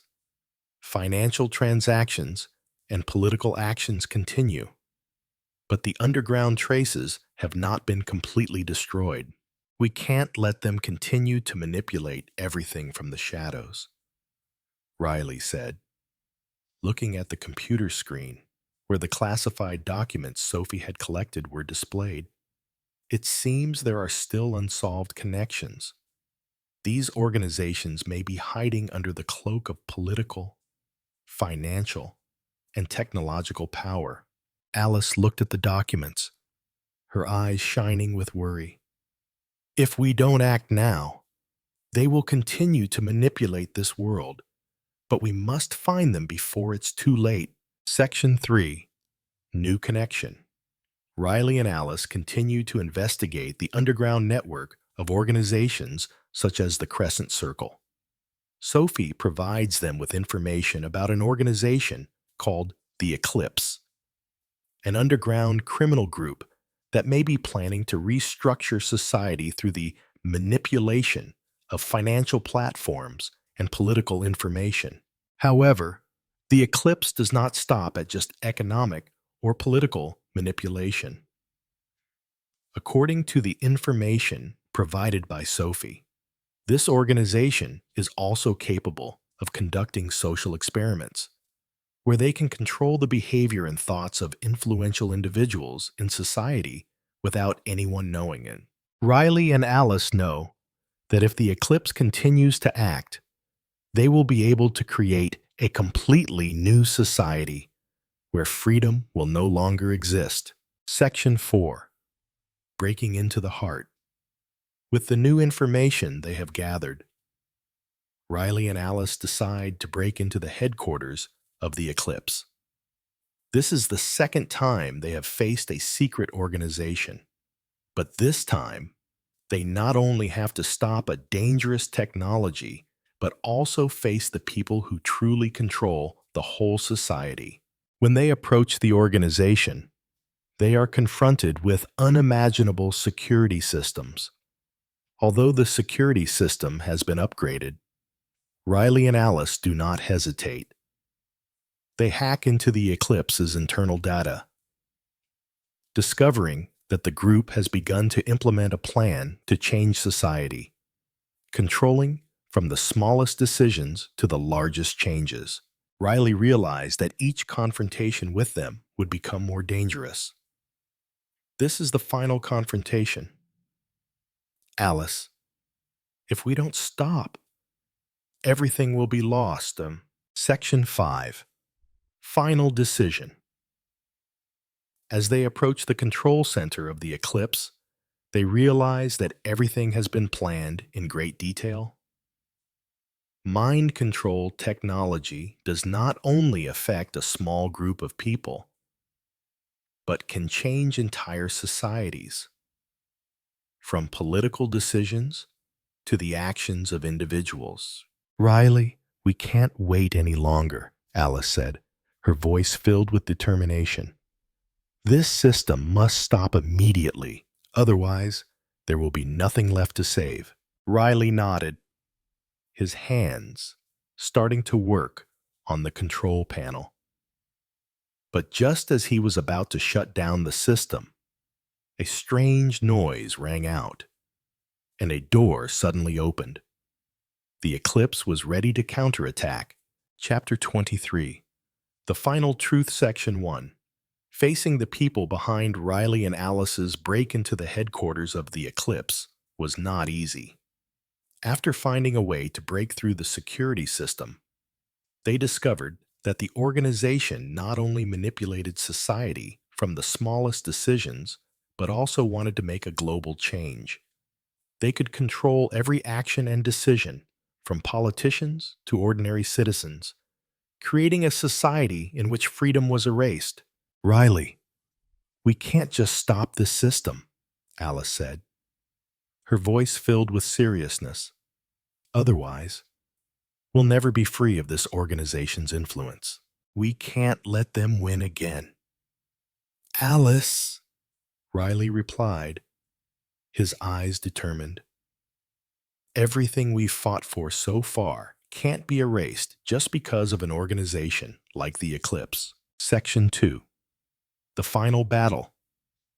Riley and Alice enter the core area of the Eclipse, where the mind control systems are monitored and controlled. Large screens project images of those behind the organization, and Wells, whom Riley had faced in the past, is now part of the control system. Riley. Wells's voice boomed from the speakers, emotionless. You can destroy the old systems, but the Eclipse is something you can't stop. We are the brains behind every decision. And when you stop us, you only slow down an irreversible process. We have taken control not only of this world, but of your future. Alice took a step forward, her eyes cold, but filled with determination. Wells, you can manipulate everything, but you cannot control what we feel. Freedom cannot be erased just because of this control. Riley nodded. Nothing can stop our determination. Wells, we will defend this freedom. Section 3, The Last Link. Riley and Alice reach the control center of the eclipse, where the control system is in full swing. They discover that the organization not only controls thoughts, but also controls the flow of information, controlling the entire truth that people believe. A large screen lit up, showing images of world leaders, all of whom appeared to be being monitored and controlled. They had no freedom to make their own decisions. Alice felt a shiver, realizing that this organization had succeeded in controlling not only individuals, but also countries and economies. Riley, they've succeeded in manipulating reality, Alice said, her voice strained. We don't just need to stop this technology. We have to erase all traces of them. Riley looked at the control system, his eyes shining with determination. We can't let them continue. Otherwise, everything will be lost, and this world will become a society without freedom. Section 4. Self-destruct mode. Just as they were about to disable the control system, an unexpected scene occurred. Every security system they had tried to bypass began to work in reverse, attacking them with a powerful electronic wave that forced all three to fight back. The screen lit up with images of the eclipse and Wells, who had been preparing for this confrontation. Ask yourself, Riley, Wells's voice rang out, full of complacency. Do you think you can beat us again? You cannot stop the progress of the world. We will rebuild this society the way we want it. But Riley and Alice don't back down. They know that only by disabling the entire system can the eclipse and the plans they have come to halt. In a decisive moment, Sophie quickly hacks into the control system and issues a self-destruct command, shutting down all of the eclipse's devices and databases. Section 5. The beginning of a new world. After all of the eclipse, the systems were completely disabled. Riley and Alice stood in the empty control room. All the screens had gone dark, and the world outside seemed to have returned to normal. But Riley didn't feel victorious. He looked at Alice, his eyes filled with worry. Can we really end it all? Alice looked at him, her eyes still filled with determination. There is no absolute end to this war. Riley, we can only continue to fight to protect freedom and truth. Riley nodded, realizing that this was just the beginning of a new journey. Yes, Alice, but at least today we stopped a great power, and that has given us hope for a free future. They stepped outside, the lights from the city illuminating their faces. For Riley and Alice, victory was not the end, but the beginning of a battle to protect reality and freedom for this world.